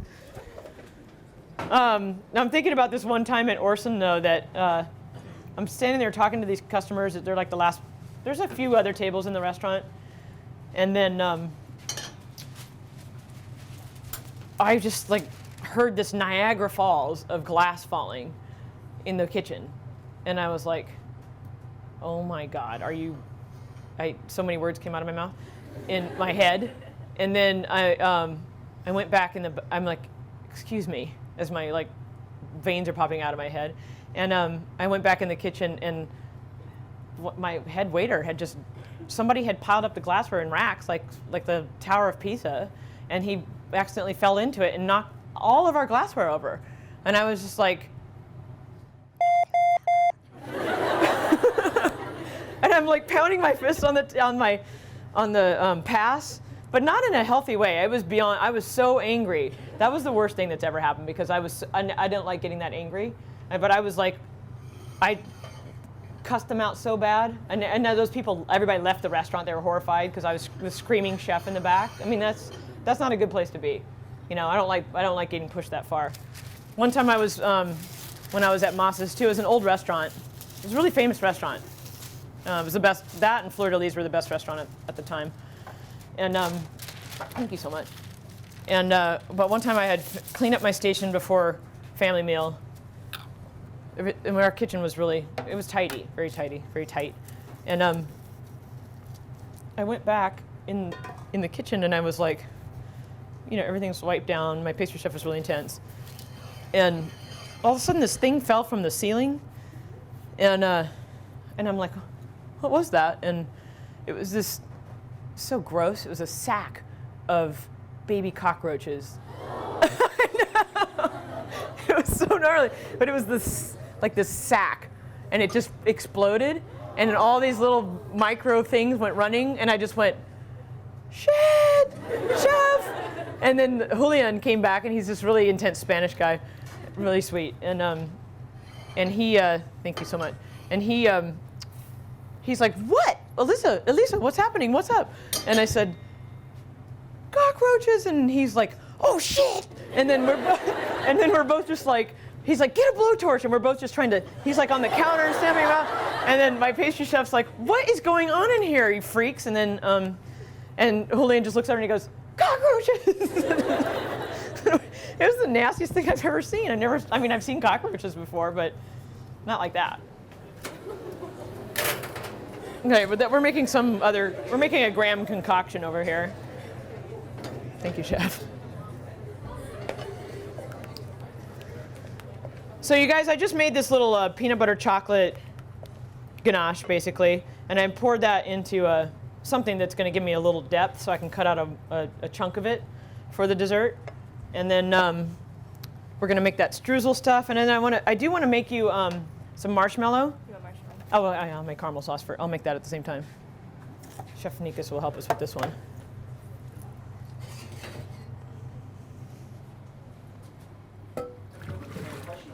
Please. Hi, Chef. As a pastry chef opening up a restaurant, how much of a role do you have in the actual main menu? And what are your goals for the future? Where do you see yourself in 10 years? Well, it depends on, as a pastry chef opening up a restaurant, you mean like with other chefs? As a pastry chef, or are you talking about me as a pastry chef? What? Oh, okay. You guys know how to make caramel sauce, first of all? Feel good about it? I put a little cream of tartar so my sugar doesn't crystallize in there with water, so I can melt all the sugar without burning it. There's lots of ways to make caramel sauce. You can use a little lemon juice if you don't have cream of tartar. Let me make sure I'm not screwing up anything here. Hang on. I've got lots of butter. I'm going to add a little bit of corn syrup too. What is that doing over here? Okay. Let's see. As a pastry chef working for other chefs, when we opened up Rubicon, my chef, Tracy, was very interested in what I had to say about what was on the dessert menu, and it needed to match her food. So I felt like that was such a great chef-pastry chef relationship because we absolutely talked about what fruit she was going to use and what fruit I was going to use, and that we don't want to have everything repeating itself on a menu. And same, if she was going to use, I'm just thinking about like huckleberries or so much lemon sauce on something. I don't want everything to be all, lemon is weird because you can kind of use it in a lot of different ways or a lot of different parts of the menu. But, if she was going to use apples on a salad, I didn't necessarily want to have an apple dessert running at the same time. So, so I think that relationship is extremely important in a restaurant setting. And, but, when I opened up Citizen Cake, originally, I don't know what you guys know about this, but I opened up Citizen Cake because everybody kept asking me to make cakes in the restaurant I was working at, and I was doing it every weekend, and finally it was just like, Tracy said, this is kind of getting out of control. You've got like wedding cakes every weekend, and they're taking over the walk-in, and chefs don't like that when the cakes are all right next to the lambs and stuff, and I don't like it either. And so it was almost like the writing on the wall. I never thought, I can't wait to open my own bakery. It was more like the writing on the wall, like, there was a need for it. We didn't have a lot of pastry shops that I had seen in New York or Europe in San Francisco. So it just became obvious that I needed to do something about that. And that it seemed, we always have had a lot of great bread in San Francisco, Bay Area. But when I started thinking about, we have a population that's about 700,000, 800,000 people. Seems like everybody's going to need a birthday cake. That seems like a good business to get in. And it started out as a small place. It was about 800 square feet. And we did breads. We did a lot of cakes and pastries and breakfast pastry and pizzas at lunch. And then we moved it over to Hayes Valley, and it ran there for 10 years, and it became a full restaurant and bar. Well, the point is, I was, doing all these cakes all the time, and I had, of course, a small team, but then I had to hire a chef de cuisine So that was a very interesting time for me, and in my particular restaurant world, because here I'm the pastry chef and I'm the boss, but I got to hire a chef. That's kind of an unusual situation. The only other person I knew at that time like that was Francois Paillard, because he's a very famous pastry chef in New York, right? And he had to have a chef of the restaurant. And that creates its own strange dynamic, because chefs aren't usually used to the pastry chef telling them what to do. And so I had a great relationship with particularly one of my chefs, Jennifer Cox, who I've known for a long time. And I think that were our best days of Citizen Cake, because our same thing. We would talk about, I'm going to use this, I'm going to use that. What do you think about this? And we worked together on all the food stuff. And then when I opened up Orson, well, then I actually had to hire a pastry chef and a chef de cuisine. So and then I had, then I have 2 restaurants and a bakery. So it's evolved, but I think that relationship with all your cooks is always extremely important, and that constant communication. And then how do I see myself in 10 years? I see myself cooking right now in this Italian restaurant, at least for a couple of years. I'm very dedicated to the concept and to my business partner in it, and really feeling extremely confident about pizza and pasta and a lot of fish dishes, and remodeling these Southern Italian desserts. And I'm not saying that I wouldn't do more restaurants, but I'm really interested in the concept of culinary sports. And I feel like I have a lot to teach and a lot of ways to sort of tackle that via television and stuff. So I have lots of ideas about it. But I want chefs to start thinking about themselves as artists and athletes. Does that help you? I'm going to be an Iron Chef. I have no doubt. Okay, we're going to let that caramelize. What else are we making here? Oh, yeah. So I want to talk to you about, you guys don't get to taste this one, but hopefully you can taste some of this marshmallow. I want to talk to you about a couple ways to deal with marshmallow, because it's still such a s'more things are still so popular, right? I feel like it's been going on for a long time, and frankly, I'm a little bit tired of it, but people aren't, and it's a good combination. But most people make marshmallow with gelatin, and which is nice because they set up. It's a beautiful structure with the gelatin. It sets up nicely. You can rebake them, toast them. But I am a much bigger fan of xanthan gum marshmallows now, and that's because they're softer and they melt differently in your mouth, and they're a great filling for what are they called? Moon pies? Is that what they're called? Whoopie pies. And whoopie pies and cupcakes, and then I like them just in plated dessert more than I do gelatin marshmallows. So I want to make you some of that, and it's actually easier than. For the gelatin marshmallow, I think that's the one you guys have in your paper pamphlet there? Okay. So you make you make like an Italian meringue, and then you add, you dissolve your gelatin and add that into the syrup, and then add it to your egg whites. And that's the kind of marshmallow I've been making most of my pastry time. But I was doing it, that version with xanthan gum, and then I realized, I don't actually need the water, so I've started doing a Swiss meringue version. So now I just use, for this xanthan marshmallow, I just use sugar and egg whites together and dissolve it.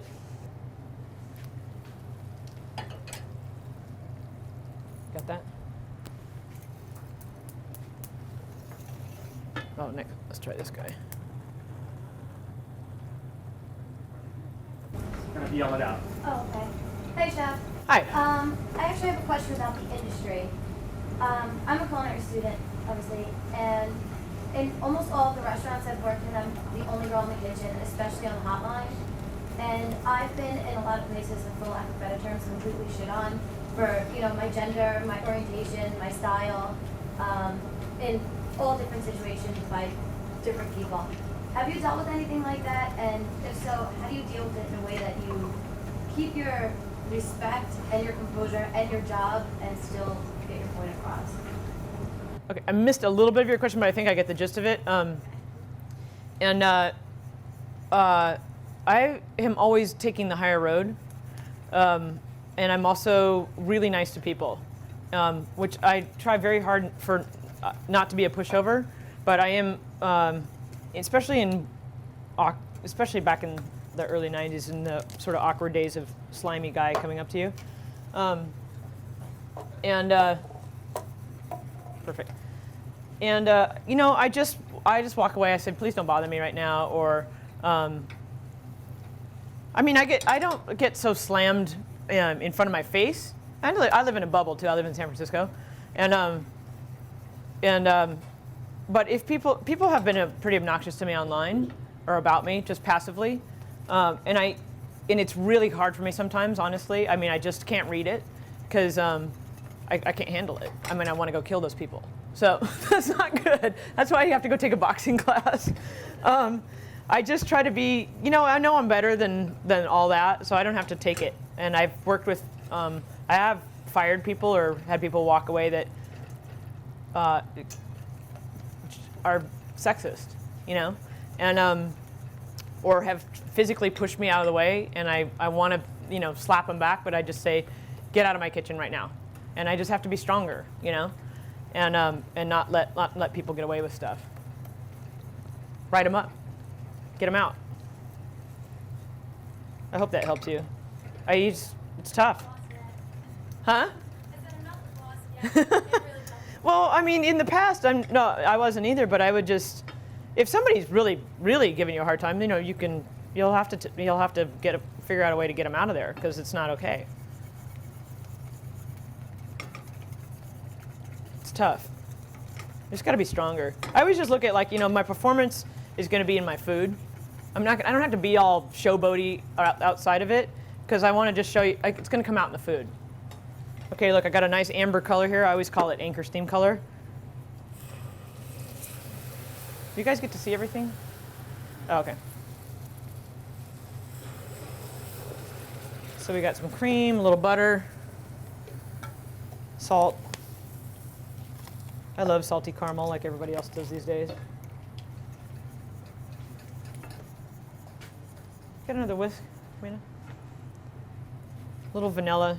You know, vanilla extract is volatile, so that means that a lot of the flavor of it's going to just dissipate in the environment. So we always add it later, actually. When it's cooled down, it's better, just to try to keep as much flavor as we can in it. Oops. But we'll just throw some in there now. Okay. I always like making caramel sauce. I love caramel sauce. It's like, this is a very fundamental sauce for me. I want it on a lot of stuff. I'm going to set this over here. I'm trying to make you as much of the components, and we'll plate one. And I wish that that we could have 2 tasting, but we're not doing that. It seems kind of cruel, but okay, that's just for next round. Here's our xanthan gum. You guys use any xanthan gum and stuff here? Yeah? What do you use it in?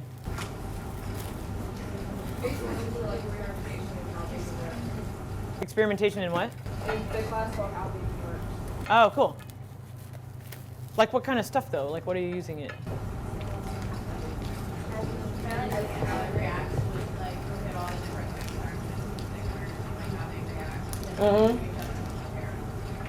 Taste it and feel it. It's a weird one. It's kind of slimy, right? This is a byproduct of cornstarch making. It's a bacteria, a good bacteria. Xanthan gum is cool. I used it. I'm going to tell you a couple stories about it. One of the first times I used it was to make a solid gel, and I made this little amuse that was like a Bloody Mary gel, made just with xanthan gum and locust bean gum. And the reason why I use locust bean gum with xanthan gum is because locust bean gum helps xanthan gum perform better. They're very synergistic, and so, what I like about xanthan gum is that you can break up the chain of it, and it wants to come back together. It's very unusual that way, and then and it also holds on to water. I knew at that time it held on to water molecules better than any other hydrocolloid, so meaning it's not going to weep out, and so I made this little Bloody Mary gel, and my concept was to make it look like a piece of like raw tuna, and then put some wasabi Zots. You know that Zots candy? That foaming, that stuff that it's a hard candy, and then it has baking soda and sugar and acid in it, and so then it foams in your mouth because that reaction of baking soda and acid and liquid from your mouth. So I was like, oh, I want to make a wasabi zotz to go with it, and I put some little cherry tomatoes, olive oil, and sea salt. But what was cool about using the xanthan gum was that the like I kind of tucked it into the piece of Bloody Mary gel. So as it went to the table, it was moving, like it looked like it was alive, because it was it was holding on to all the water without it just making it foam up, and slowly that it started to have the reaction. So slowly, I mean, it was like perfect timing. So as it went out and it sat there, it would like kind of quiver, and I thought that was so cool. And then when people ate it, you got like a tomato, like a Bloody Mary, weird, savory kind of candy concept, and but with the tomato and everything else, it was very balanced. And so that was like the first thing that I mean, it was a solid gel. And then I started using it in like our lemon tarts for the meringue, because it would never let the meringue weep, And then I used it on Next Iron Chef in a souffle, because I knew. When you do you guys know this? So like on that show or on the other show on Iron Chef, when you have the clock, you go, and then when you finish, you have to finish plating one plate, just one plate for camera, because then you have to bring it to the judges. But you have to have all your mise en place ready. You can't cook anything else. So, and when you're with lots of contestants, I think there were like 6 of us or something like that at that point. Well, I had to go in front of the judges last, or second to last, and so had I had gone first, and we knew that placement of judging before you cook, which is nice, because if we had just if I was number 1 and I had to go and cook, I wouldn't have used xanthan gum. Because it wouldn't have had time to hydrate completely.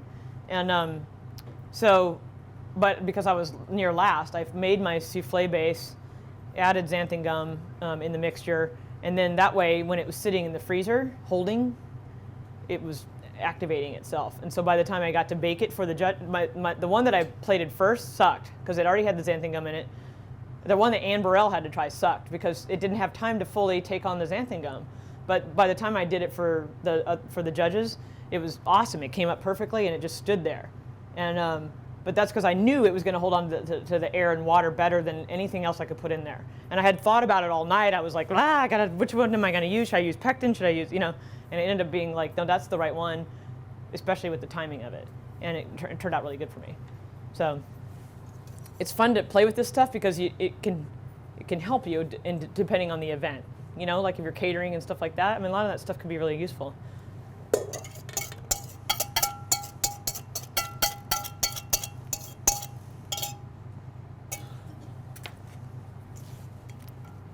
Okay, let's just whip this up with a little bit of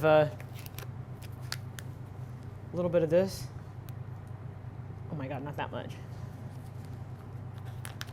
The stuff is very strong.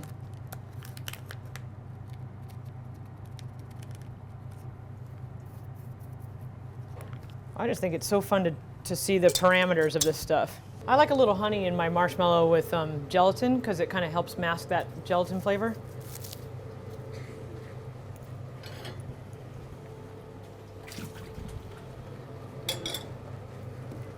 I'm not having good luck with this microphone. We have another question, Chef. Hey, Chef. Hi. You were speaking about the hydrocolloids earlier. I'm rather interested in that. I'm kind of almost going broke trying to buy a few hydrocolloids myself.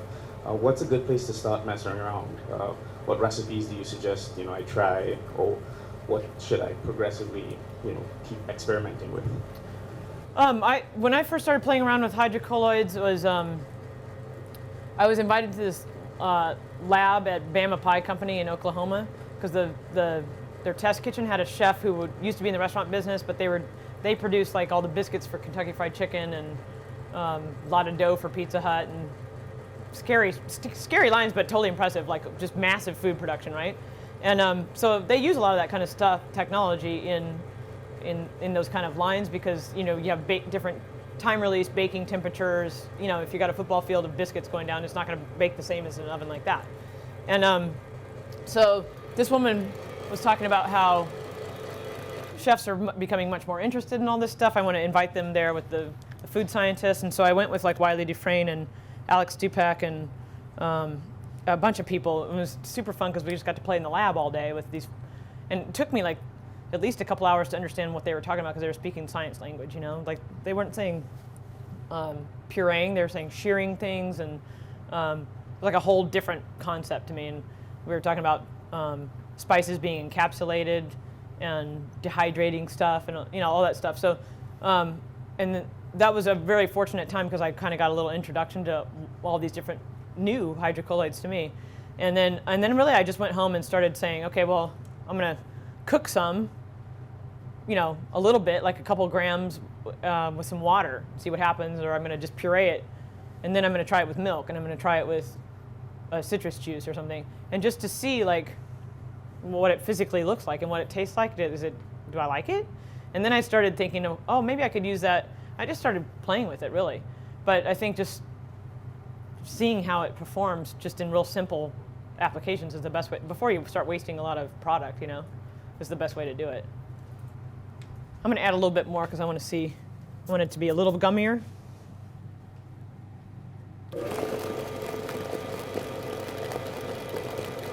And of course you could flavor this with whatever. Let's see how this crumble's doing back here. It's pretty wet. It's because I put all that cream in there. But you'll get the idea.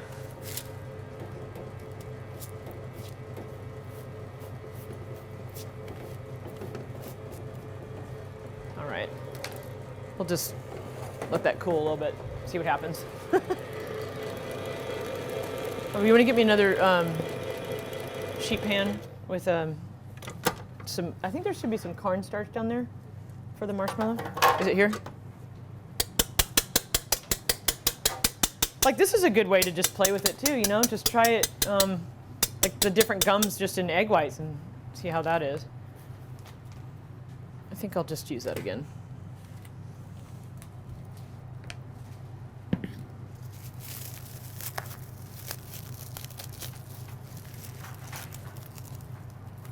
Amanda, you want to get the chocolate sauce going over here? So I usually just kind of, you could pipe this out, or you could do it in tubes. I've made a lot of, we used to do these marshmallow mousse at Orson too, where we would put some essential oil in them and then just pair it with like a little bite of some fruit or pickled vegetable or something. That was kind of fun because we did all these really exotic flavors of marshmallow. And a little sweet, the sweetness part of it, but just like a little tease, you know.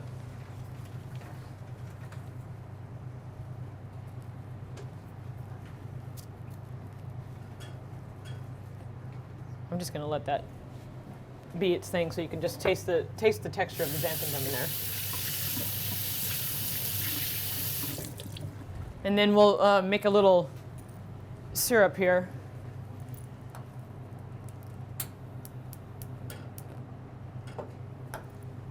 What else do I have? So I got some sugar, some water, corn syrup.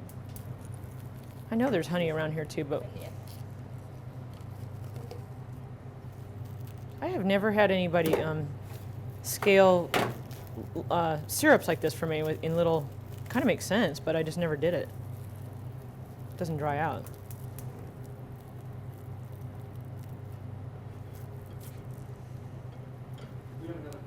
Yeah.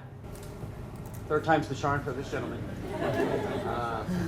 I told myself I'd ask you a lot of questions when I came. Yeah. But the Iron Chef challenges, with the secret ingredients, do you have time to prepare for that, like an hour or so beforehand, or like a day? What are the time periods for that? The way it works on the regular show, the Iron Chef show, is that they'll tell you a list of ingredients that it might be about 2 weeks before the show taping. So you have some strategy going into it because they're not trying to make chefs look like idiots. They're trying to make people look like, you know, they want to see what you're known for, what you do. And so you and your team, your sous chefs, think about, you know, what menu you're going to have for whatever ingredient it might be, but you don't know which one it is until they lift the thing up. until the chairman lifts the thing up. And then on Next Iron Chef, they would takes 3 days to shoot an episode. So they would take us to some location, and then Alton Brown says, here's what you're going to be cooking. We're going to be doing movie candy, and we're at this theater, blah, blah, blah. And there's a lot of the fatigue in those shows is just the waiting for production time and doing the hair and makeup, and you got to get touched up all the time. Then you do these little interviews constantly, all those little headshots. And so it's actually quite exhausting, just kind of waiting through a day of that. And then they move us around and stuff. So they would do a reveal, then they interview you and say, what are you thinking about cooking? And then usually you have like that night to kind of strategize about it, and then shoot really early the next morning the actual competition. And then they interview you afterwards, like how did you do, you know, who's your biggest competition at this point, blah, blah, blah, blah, blah. And then you would go to do the judges, and then the tasting and all that stuff, and then they would deliberate the winner and the losers and all that stuff. And then we would shoot the showdown the next day. And so usually, you know, you guys all watched it pretty much, for the most part? Okay. So that's kind of how that all plays out. Chopped I'm going to do Chopped All-Stars next month, and they don't tell you anything. You open a basket and you go. So I've never done that before. That's going to be fun. I have no idea. I'm like, you don't tell us anything? Oh, God. Got to get to that dessert round.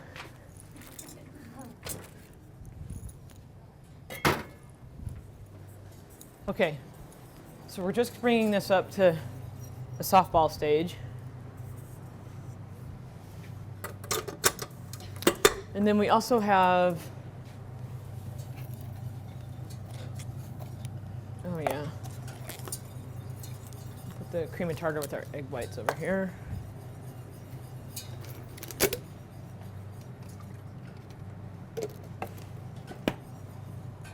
This is challenging. I have a lot going on here.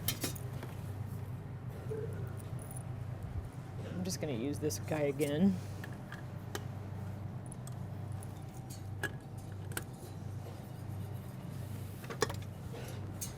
It is really hard to do small, mini batches of marshmallow. You know, you need egg, in these mixers, you need more volume of egg whites to really get some air into it. Okay, we're going to hydrate this gelatin a little bit, though. I usually use leaves. You guys use mostly powder here? Or leaves? Oh, okay. Did somebody come here and make gelatin leaves with you guys? Who's telling me about that? Somebody was making gelatin leaves somewhere, and I had never really thought about trying to make my own gelatin leaves. That was kind of interesting.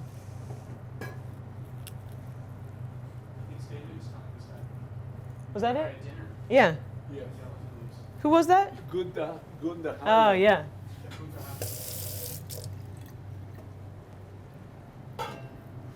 Stuff that you don't even think about, right? Sort of say, oh, does anybody even know how they make all that gelatin stuff? Like, you'd freak out about xanthan gum, but you should see how they do gelatin. Okay, let's start this thing.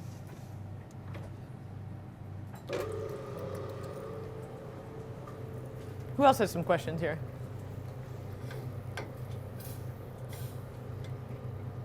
You guys need more sugar? Good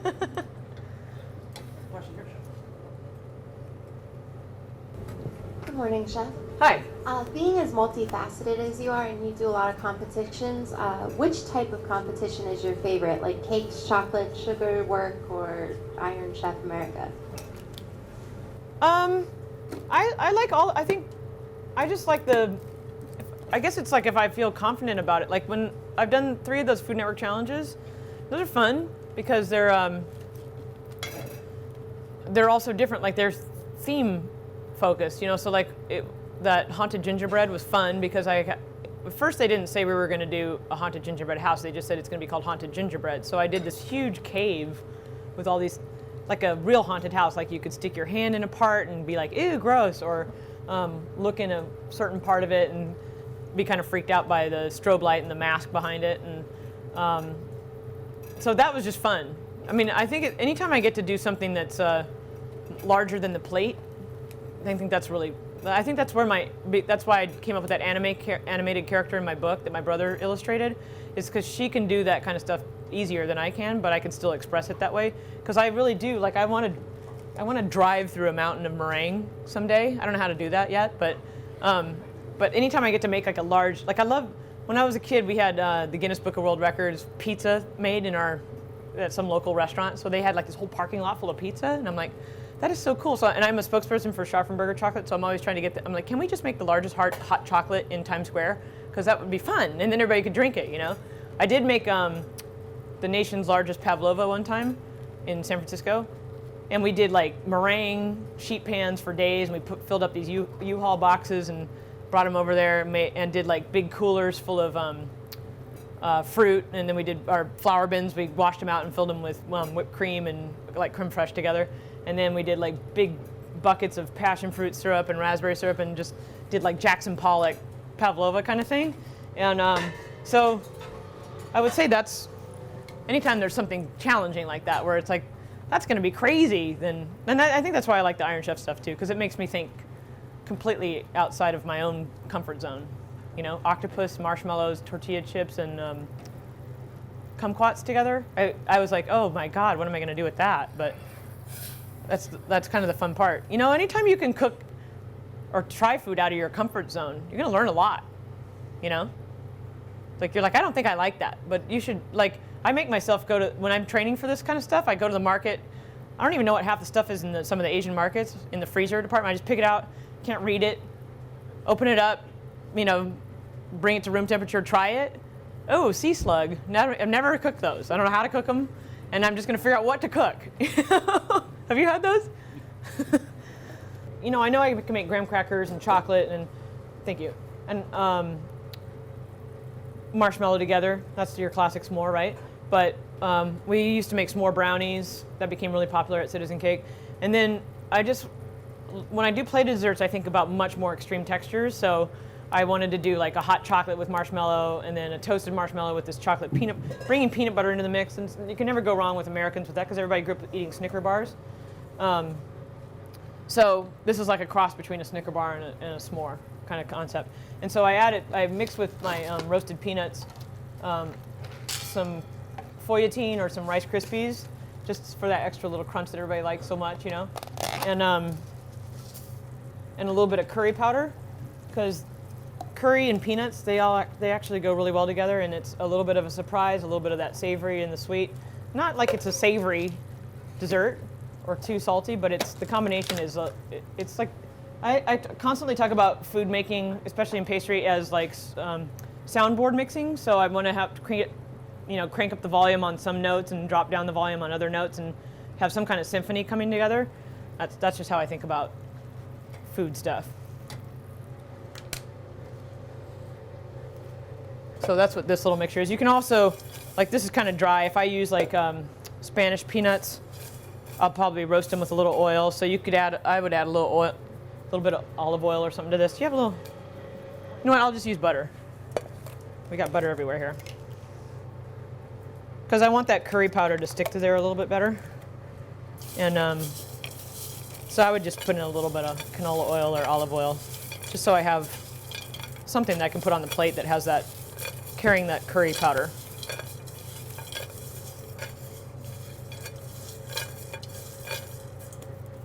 All right, and then we're also going to make a little bit of malted hot chocolate to go with this.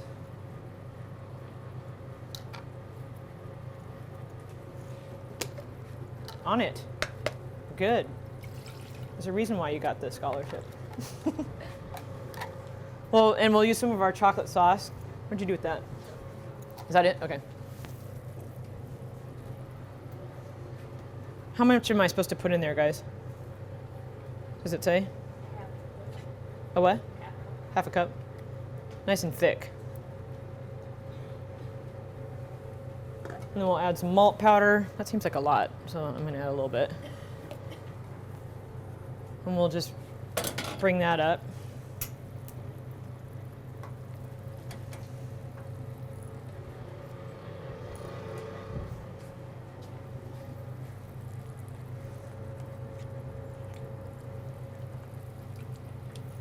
anything else in here, right? Yeah, so I told you that I just trained as a pizza-iola. I said pizza-iolo, but Mario Batali corrected me and said you're a not an O. I don't speak Italian. But I went back to school for a week and got the Naples certification, and this kind of pizza is actually very much like pastry. It's very the dough doesn't have any sugar or oil in it because you're going to cook in a really hot temperature oven, 900 degrees. I was telling one of the chefs here, to me, it's not. I'm making fruit pies because the wheat berry is the fruit of the wheat plant. The tomatoes are a fruit. Olives are fruit. The cheese is the dairy. So basically, I'm just making more pies. And but I got my certification in that Naples style. And cooking in that oven is so fun because you have to be in and out in 90 seconds. So I've been practicing it. I'm going to go to Naples and compete in that competition after Chopped because women never do it, and it's pretty hardcore. The Italian guys, you know, they wonder why in the world would a woman want to do this? This is such a man's job. So I was like, wow, bring it on.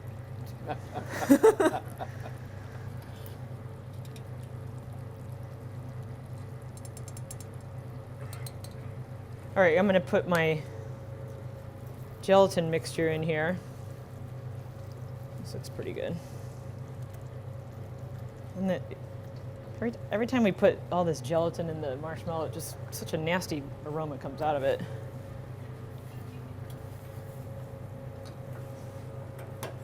So you want to just get that dissolved in the syrup. We got our egg whites foamy over here.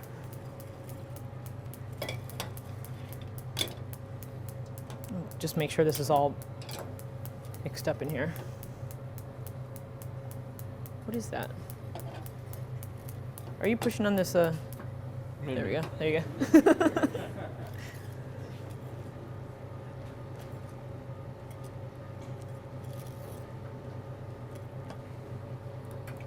I feel really fortunate that I've met Dr. Nikas here because I've heard so many amazing stories, and I can't believe how many people he's known. I know you don't really want to. You're like, it's because I have some years on me, but it's just he knows everybody. He knows the lineage, and I told him, I said, man, if I have a memory like you, I mean, I can't really remember all my cooks half the time. Okay, we're gonna slowly add this like we do Italian meringue.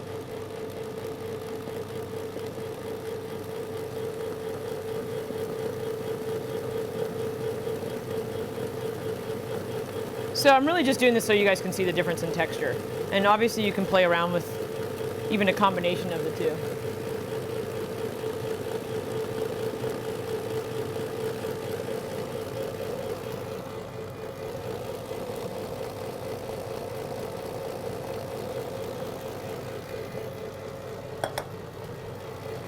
So I gotta let that whip up and cool down there.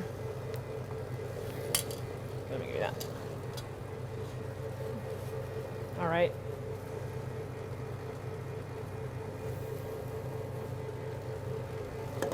We got our caramel sauce. You have our caramel sauce, yeah? Oh, I have it right here. And then what else do I need? Blowtorch?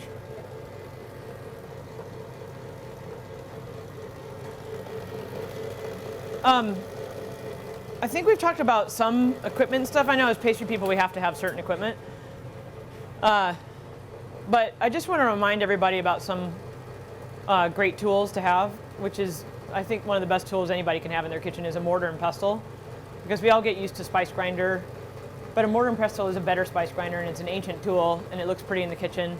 And grinding up whole spices is definitely the way to go to make yourself stand out in anything that you're cooking, as much as you can. I mean, obviously, if you work in a huge bakery, you're not going to sit there and grind cinnamon in a mortar and pestle, but anytime you're making, like, you want to make standout cookies on the holidays and stuff like that, or anytime you're in any kind of competition, if you can get to the whole spices first and just use your mortar and pestle, that's the way to go. That's one of my favorite tools. I love cast iron pans. For all the high-tech stuff that I've used, I use CVAP ovens, and I've done a lot of sous vide cooking, and I love all that geeky stuff, a lot. And I love all these hydrocolloids because they're like tools to me too. But it comes back to live fire, cast iron, and a mortar and pestle. Those are like the best tools. And especially you guys are young, so like when you're in a restaurant or bakery sometime and the sheeter breaks, guys, this happened to me. People go, "Chef, what are we gonna do? The sheeter's broken." I'm like, "Oh, well, we used to use rolling pins." Chocolate sauce here.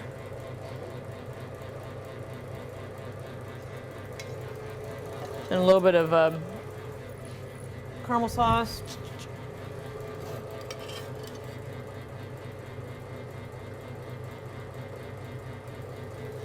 And then a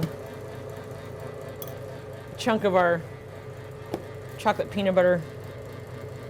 It's kind of like a fudge. It's intense.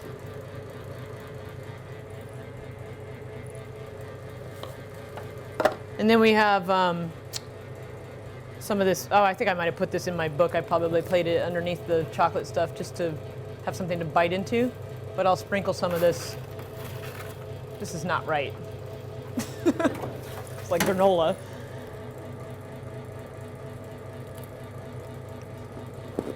It's not bad. You have to go with it. It happens a lot on television. You just go, well, that's not exactly what I wanted, but how can I make it work? And then we'll do a little wedge of marshmallow fluff. That looks good. You want to scoop that on onto this guy? And then we'll torch this one.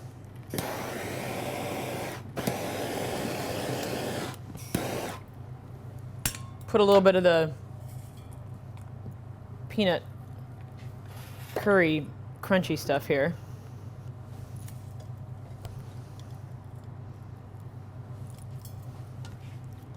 Look at this perfect plate for this.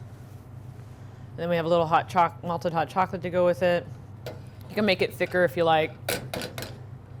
I'm psyched that people like pretty thick hot chocolate these days. It's okay.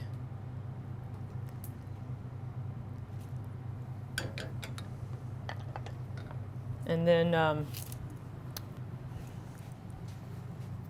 put a little bit of this marshmallow on top.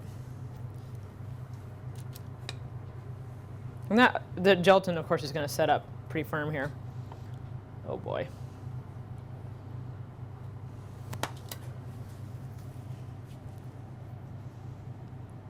But I like this because you're getting all kinds of versions of chocolate and marshmallow together, and there's some other little nuances. You guys can come up and taste the marshmallow if you want, if you're allowed to do that.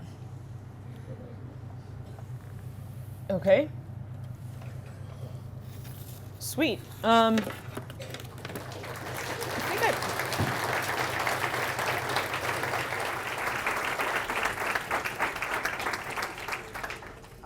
Can you say something? Sure. I just want to say that you've been one of the best we ever had. Really? And thank you. This is really an honor for me. I also want to recognize the scholarship recipient, Amanda. She rocked.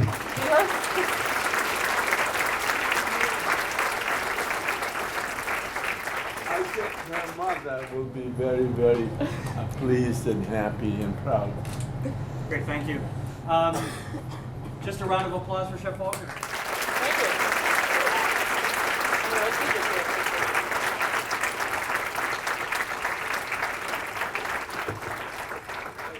Come up here and try this marshmallow. Chef, I know you want them to come up, but we'd like to do a special presentation to you before okay. everybody comes up and mobs you and gets your autograph and photograph and gets to talk to you. I would like, if you could come forward, please, Okay. in front. I'd like to. Shoot, all right. Yeah, we're going to have to embarrass you a little bit, so. You want to just chop that up a little bit? I just think that's so fun. With Dr. Stanley Nikas and Dean Kevin Duffy, we'd like to do a presentation for you. Wow. That's fancy. Nobody's a fancy girl.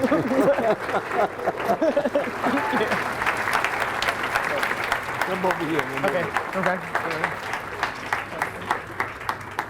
Hi, y'all. First of all, I'd like to thank Elizabeth for being here. I had the pleasure of going out to dinner with Elizabeth last night and finding out a little bit about her, and then listening to her today. It's been an amazing presentation, and I've been to a lot of these too. I've had some great presenters here. Some of them come in and wow with food, and some come in and wow with knowledge, and I think Elizabeth was certainly the latter, and that was, I think, the most important thing, because we have 90 great faculty members who are wowing you every day. So, you know, I want the message is the most important thing, and I think Elizabeth had an amazing message. And I hope you understand that, you know, the TV is great, but, you know, you're not all going to be TV stars, and you have to be grounded. You have to understand, as she said, this is a difficult profession, but it's very, very rewarding. And if you enjoy what you're doing, you look at Stanley Nikas, who is 87 years old, still puts his chef coats on, 88. He's prepping all day with me yesterday too. And he still goes to work every day. He still owns a restaurant and goes into work every day. So you look at this, and this is an amazing man. So, you know, it's obviously he loves what he does, and you should all love it too. The message that Elizabeth was talking about was staying fit and looking after your health. It's very important. Somebody said, what's the most important thing about culinary arts? And I always say it's your feet. You spend a lot of time on your feet, and I always tell students, make sure you buy a good pair of shoes and honor your feet. Take care of your feet, because 20, 30 years from now, you're going to wish you had. But Elizabeth, I want to thank you. This was absolutely amazing. I don't know how you did it. She's been going for 4 hours straight. This is her second presentation. I'm tired just standing in the back listening, and not listening to you, but just standing in the back. So I don't know how you've done it. It's been amazing. I hope you all understand the privilege and the honor you've had to actually be here for the last 2 hours, and the fact that she's given up her time to be at the university. So Elizabeth. I love it. I love all your energy, so thank you for that. So the College of Culinary Arts honors Elizabeth Faulkner, chef author, San Francisco, California, soon to be New York, as a distinguished visiting chef for outstanding commitment and contribution to culinary education. This is signed by the president, Dr. Rooney, and myself, Elizabeth. Thank you so much. Thank you very much. I'm really, thank you.